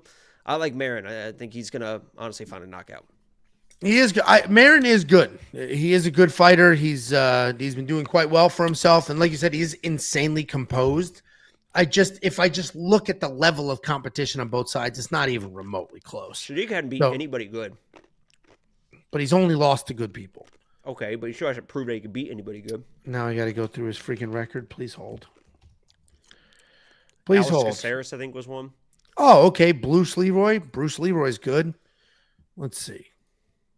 So he's beaten everybody they've given him except Edson Barbosa, Diego Lopez. He beat Don Shanis. Come on, dude. He lost to Arnold Allen. He beat Andre Fili. He beat Gabriel Benitez. He beat Mike Davis. See? That was Mike like 2017 or something. It was a long time ago.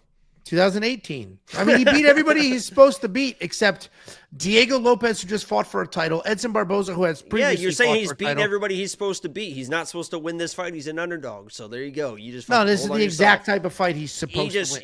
He's the underdog, you fucking retard. I understand what the odds say, you dumb dick. I'm just saying this is an unranked guy. He has only lost to highly ranked people. I don't think you know how this world actually works. Happy to bet you here because I've been fucking cleaning up on those. All right, bet openly. I just lost $250 on a dodge to some random ass person, but are you going to accept this bet? Name the number. Send it to me and I'll grab it quick. They used to do private. Why don't they do private anymore? Well, maybe they do. Check it out. I don't know. I've been trying to find it. Does anybody know if they still do private? I can't find private. All right. Check out all the picks, the bets, the tools, and everything else at WeWantPicks.com. $7,900 for Sadiq Youssef in DraftKings Fantasy. $8,300 for Myron Santos in DraftKings Fantasy. Listen, Put Myron in some lineups, I'm telling you. I'm not going to throw Sadiq because I don't think he wrestles. I think he wins just a clean sort of striking exchange, and I don't think that's going to score that well despite having the 7 in front of us. So I'm going to go ahead and leave that alone. But WeWantPicks.com. This guy says Angelo really didn't invite Jacob to his wedding.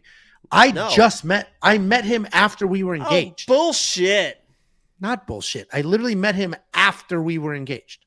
That was probably 6 to 8 weeks of us hanging out every single day before you got married. You didn't even mention when. You just came back one week A and wedding were like, is we got planned married. a full year in advance. I couldn't even give you a fucking gift. You didn't even mention that you were getting married. I had no idea until all of a sudden it's like, wonder where Angelo is this weekend. And then next weekend you're like, oh yeah, we had a lot. You guys were talking about the wedding, and I'm just sitting on the couch like, wow, cool. This is like over 10 years ago. And I had just met you a little while earlier. If I invited you, it would have been and we had hung out every day. Inviting you would have been weird. What are you talking about? Hey, buddy, that I've been hanging out with You don't all invite the time. people that you've known for 6 weeks to a wedding, and you wouldn't have gone To anyway. me, you were my best friend immediately. And you still are mine. Well, But, you're you not know, mine. Fine. I've moved on. I remember that. When you needed a place to lay your head at 2 o'clock in Congratulations on the when you promotion, needed Minty Bets, a from promotion to best friend. Better step up your eating, Minty. When you needed a place to stay at in the middle of the night because the fire alarm was going off of your apartment, who picked you up? I did. I picked you up. I think that was Tiffany. Was it? Oh, that was the night before. You got picked up twice? I'll take this down to ask her a few questions. Wait, and what was that date? Tiffany, where the fuck were you? Fucking December August 8th. Yeah. Next up at UFC Vegas 106, we have Paul Craig taking on Rodolfo Bellato in the co-main event of the evening. Paul Craig, 17-9 in his career, 1-4 in his last 5. He is on an unfortunate 3-fight skid. He's taking on Rodolfo Bellato, 12-2 in his career, 4-0-1 in his last 5. That and 1 was a draw against Jimmy Crute in his last fight. Paul Craig's a dangerous guy. He's a very dangerous guy. He's got okay power in his hands. He's got very good jiu-jitsu. He's proven that he could take an absolute molly-whopping, and if the fight gets on the ground, and if he has an opportunity to pull something out, he just might do that. If there's room to grapple, you have to worry with Paul Craig. Striking is just okay, but he does have a little bit of power in there. The biggest issue, however, are his takedowns are not very good. So even though he's usually the much better grappler, he doesn't always quite have the opportunity to use that grappling because he can't get it to the ground. He's taking on Rodolfo Bellato, a heavy-handed guy. He also would like to grapple. He wants to come forward, bomb away, stick around for a slug fight. He is a grappler, ultimately wants these fights on the ground. His takedowns definitely need a little bit of work, but once it gets to the ground, he's got good enough control, and he will chase submissions. You'll see he's got 2 losses in his career. They're to the same person. He lost to Vitor Petrino twice. He is coming off that draw with Jimmy Crute, and I know the narrative here is this guy just looked awful against Jimmy Crute. He gave up a 10-8 in the first round against Jimmy Crute. Like, these are not very good circumstances for Rodolfo Bellato. But the reality is, I'm still going to pick him. I still think Rodolfo Bellato wins this fight. Because you might say, well, Bo Nickel just outstruck Paul Craig. Paul Craig's striking is awful. I actually think that just says more about Bo Nickel's evolution than Paul Craig. So I am going to pick Rodolfo Bellato. I think he moves forward. I think he absolutely bombs away. And I don't think Paul Craig's grappling gap is wide enough to matter. But I think the power gap, the striking gap, and the chin gap is. So Rodolfo Bellato is going to be the pick. What do you think, Jacob? I'm going Paul Craig. I'm going Paul Craig because Bellato is a guy that shot a takedown in every single fight. And if he does that in this fight, I think he's going to lose. I don't think there's any margin of error. As clueless as he looked against Jimmy Crute and his eyes were wide, the next round he was like, oh, fuck. I didn't like that look after losing a round like that. I think he's going to be uncomfortable with the Paul Craig pressure back at 205. He doesn't feel like he's killing himself, have to pace himself. A lot of his 185 fights, he was vegan. I think before his last fight, he went back to eating meat. I think it's the big, full Paul Craig that's going to bring the pressure. It's going to make Rodolfo uncomfortable. And his backup plan when he's uncomfortable is to shoot a takedown. He can wrestle. He can grapple if he gets on top of people. And he just feels like he's going to do that. Paul Craig is going to make him uncomfortable enough in the striking. He's going to default to the wrestling. And if he gets Paul Craig on the ground, it just feels like this is the type of guy that Paul Craig is just going to fucking throw into a triangle or something weird. Like, I know that that shit hasn't been working against Brendan Allen and fucking those top fucking 185ers and some 205ers, stuff like this, but Rodolfo is not that type of guy. Rodolfo is literally the type of guy to randomly shoot a takedown and get fucking submitted by Paul Craig, and people will be like, wow, why didn't we see that coming? Well, I just fucking came all over you with that information. Oh, okay. You're soaked. Your mom is soaked, and you've got cum on your chin. Listen, I just got a Discord notification. I was like, dude, who the fuck? I take a look. It's Bet Sam giving out NBA tips and bets. He tagged everyone? He did a here tag. So, yes, everybody that's active in the Discord right now. His NBA tip is both teams to score 100+ points. Yes or no? And I don't know which side he picked. But this dude lives in New Zealand. They don't have the NBA there. It's National Basketball League, not World. They got fucking League. TVs. Are you stupid or something? What are you talking about? Are you giving out rugby tips? I don't watch rugby, but I could if I wanted to. Listen. Guy watches the NBA. You're acting like it's fucking like the borders are closed. They don't let the broadcast anywhere. The fuck are you talking about? I don't love it. Stay in your lane. Pick your sports.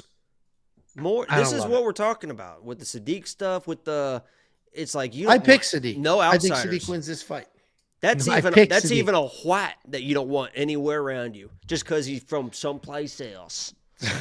I don't care if he's fucking white or not. My whole family is from somewhere else. But if you're an MMA capper from New Zealand throwing up random, ain't from around here, I don't want random you betting lines near me. On the NBA, just seems a little outrageous.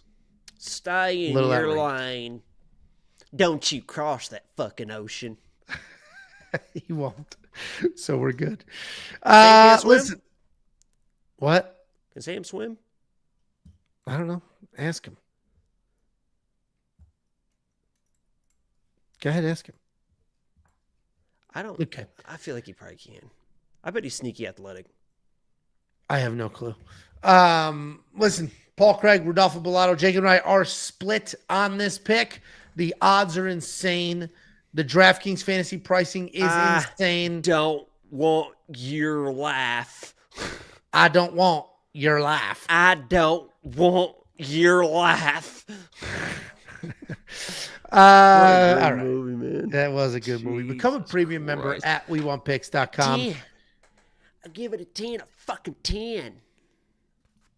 What's that? Diaz Auto Detailing with the $5 super chat. Angelo, do you have a Hayabusa promo code? I'm going to buy a gi. We sure do. It is WWP. That's That the might have promo been code. the nicest 10% discount. pair of tits I've ever seen at that age in my life. Oh, the whipped cream? No. That was a high school girl. Angelo, what the holy shit. I was saying the whipped cream. That's the scene you're talking about? No. And she was 25 when that was filmed. Shut the fuck up.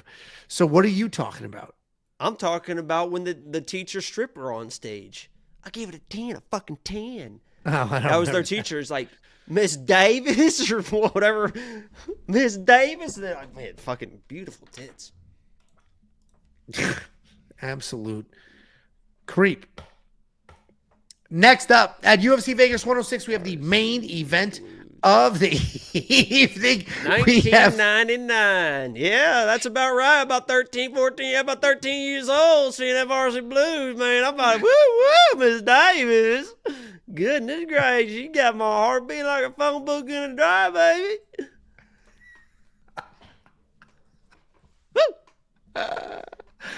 phone book in a dryer. All right.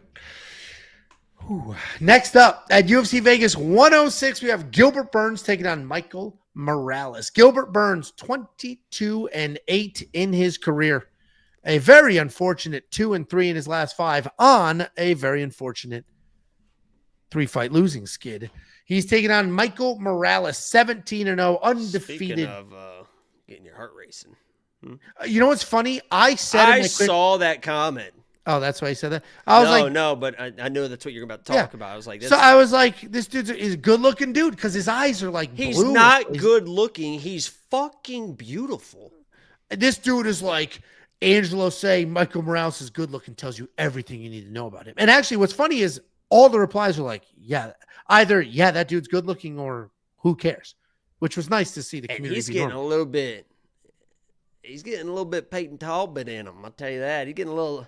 I think getting a little zesty, which makes him. Is he really? What's funny is my cousin. He's got the dangly earrings now. He's wearing the ripped shirts. He's doing the model shoots. He's doing the fucking.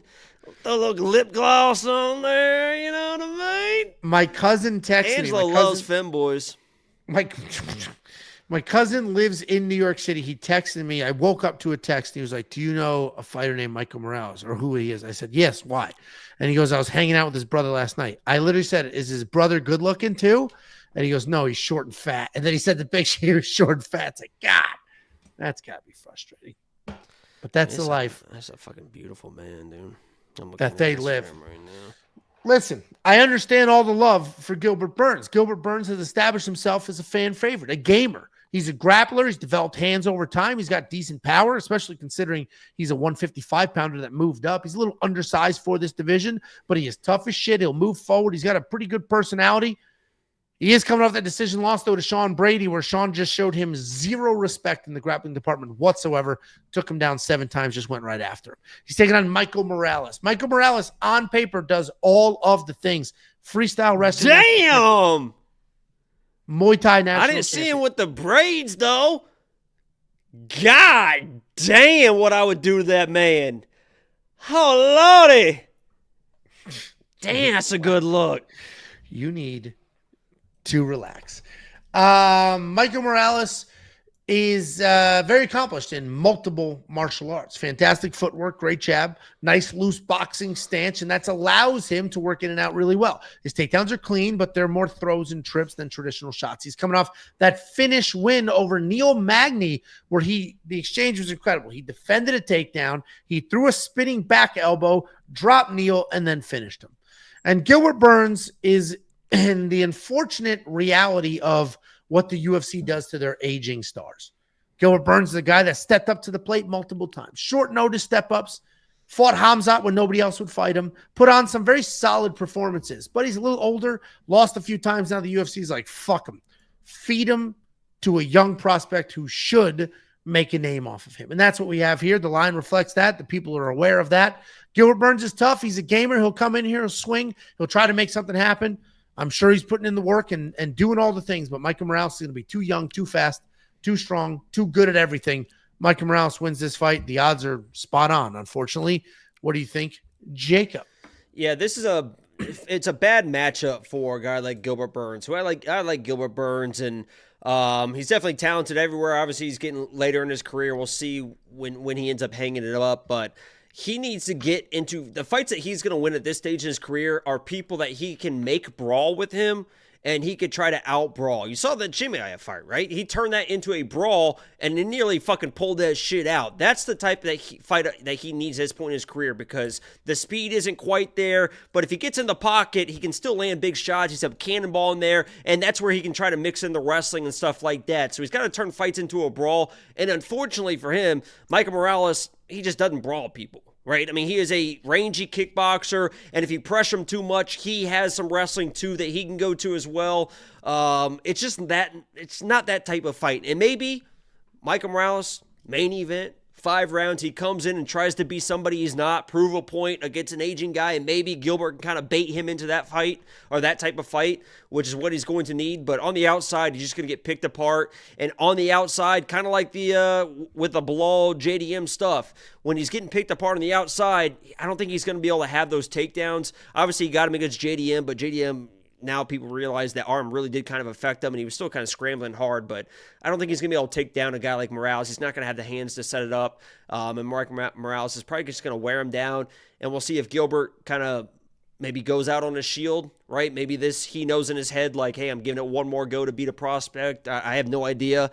We saw a situation like that with Tyron Woodley, right? I mean, Tyron Woodley, that last fight, all of a sudden it was like, holy shit. He just went through and just fucking bombing wild shit. So, if Gilbert Burns gets down 2 or 3 rounds and is like, this is for my career, things could turn wild. And that's where Michael could find a finish as well. So I like Michael, maybe a finish, but probably, honestly, could be a boring decision. Yeah, I mean, it likely will. Do Michael Morales and Natalia Silva have a very similar fighting style? And they're both great looking. Like, they would make a phenomenal. They'd be a power couple. Yusef is better looking than Michael Morales. Sure. Are you fucking kidding me? I'm not saying he's ugly, but he's not better looking than Michael Morales. That's like saying, have you seen who's better looking, Yusef Ryan lately? Gosling or? Hold on. Where's that cut? You just got the cut. I don't see the story anymore, but I mean, he's a good looking dude, but Michael Morales is better looking. I mean, it's on a bullshit, dude.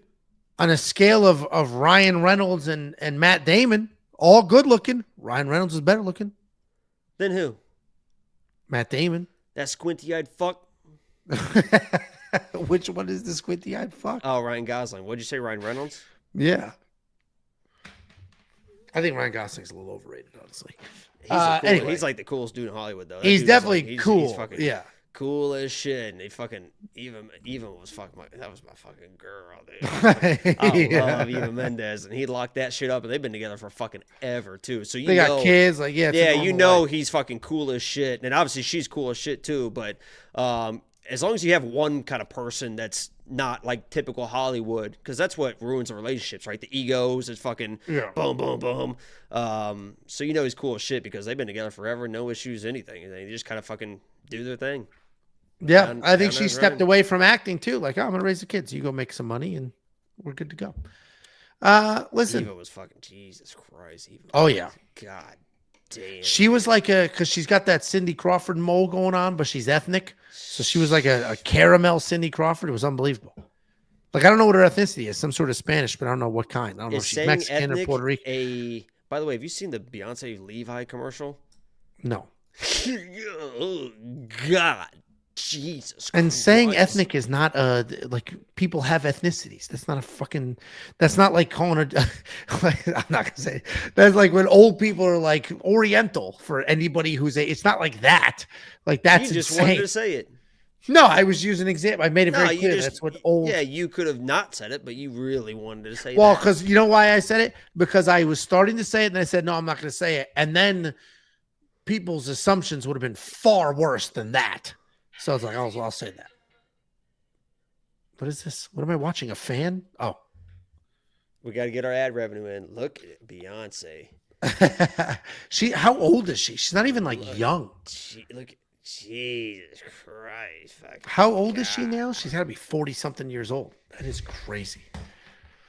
Anyway, we both picked Michael Morales. We're both very confident in that. The problem is this line is moving at an incredible. 43. Yeah, dude, that's not, I mean, money, I guess. I mean, money and just blessings from the gods. $9,700 in DraftKings Fantasy. That is tricky because this is a 5-round fight. There is potential for a finish here. Like Gilbert is a little older. We just watched what JDM did to him. Even though Michael Morales isn't necessarily a diehard finisher, with 5 rounds to work, could be tricky. I'm going to lean on the artificial intelligence Angelo and the is DraftKings built like a Fantasy tools. backdrop. What does that mean? Like a green screen, like a whole ass green screen right now. Sure, it's green. All right. Go get the scale. Yeah. All right. Yeah, let's see. Here we go. Let's see if Angelo lost any weight towards his. If you guys missed it, Angelo wins $500 if he can be 15 pounds lighter next week. I gained 0.3 pounds. 0.4 pounds. 0.4 pounds. How the fuck did I do? Oh, that's how much? A pound? I didn't even. Jesus Christ. It's an uphill battle. All right. You know what's funny? While wrestling, you know exactly how much a gallon of water is 8 pounds. Like, you know what everything weighs. And we would stand on the scale with what we wanted to eat. Like, okay, can I eat this bagel? Stand on the scale. I can eat this bagel. Like, it's crazy. You literally knew exactly what everything weighed. So anyway, fuck you guys talking to me. 265 is crazy. How I'm much a does an fucking ounce of Coke big weigh? dude. I'm a big dude. I don't know. I don't do drugs. Don't abuse drugs. Never did do drugs. Probably an ounce. Yeah, that is. What's heavier, a ton of bricks or a ton of feathers? What would hit the ground first in a vacuum? What? A brick or a feather in a vacuum. What hits the ground first? The feather. You are a fucking retard, dude. What? What's the answer? I don't know. Okay, guys, that's the breakdown. Thank you for watching the show. Go download the app. Just search We Want Picks in the App Store. It's 100% free. Inside the app, you'll have access to almost every single tool. Tape Index is one of the tools you'll need to go to a mobile browser, the website for, and that's just because iOS doesn't like apps opening other apps. But the Tape Index will give you full-blown links and an index of every fighter on the fight card, their fight history, and if there's a little red dot, you click that button, bang, brings up their tape. You can do your full tape study right from that tool without having to dig through the depths of hell. Someone clipped them being Gabe from Morales.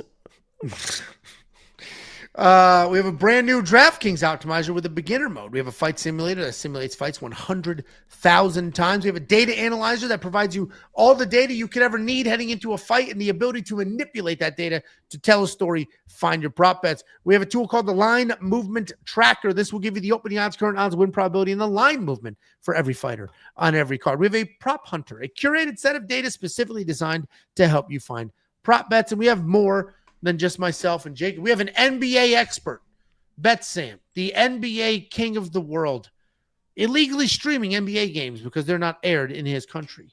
We have Artem, the regional rain man, and we have the artificial intelligence picking fights based solely off historical data. Every single thing that we offer is available right now for only $10. WeWantPicks.com. Click become a member at the top. Jacob, any last words for the people? Fucking told you so again. Just week after week with this shit. You know, what's funny is I still get comments and messages and stuff of, Oh, never gonna fade you again. I'm trusting you now from now on. And then you miss I've gotten one. the like, same you messages from fucking the same idiot. person. Yeah, and then a month later when I'm picking fucking Sean O'Malley or something, it's like, whoa, I said I was never going to fade you, but I gotta fade you on this one. I got a lot of that this week with fucking, I know you've been hot, Jacob, but Bilal's gonna fucking... Fucking idiots. But a lot of support, too. There was a lot of support. So. But Pacers are going to the Eastern Conference Finals again, so... Yeah, nice little week for Jacob here. And I caught a ball at the game. A ball? Oh. Out of the ball can. You know, funny story about this? You want a little quick story about this? Yes.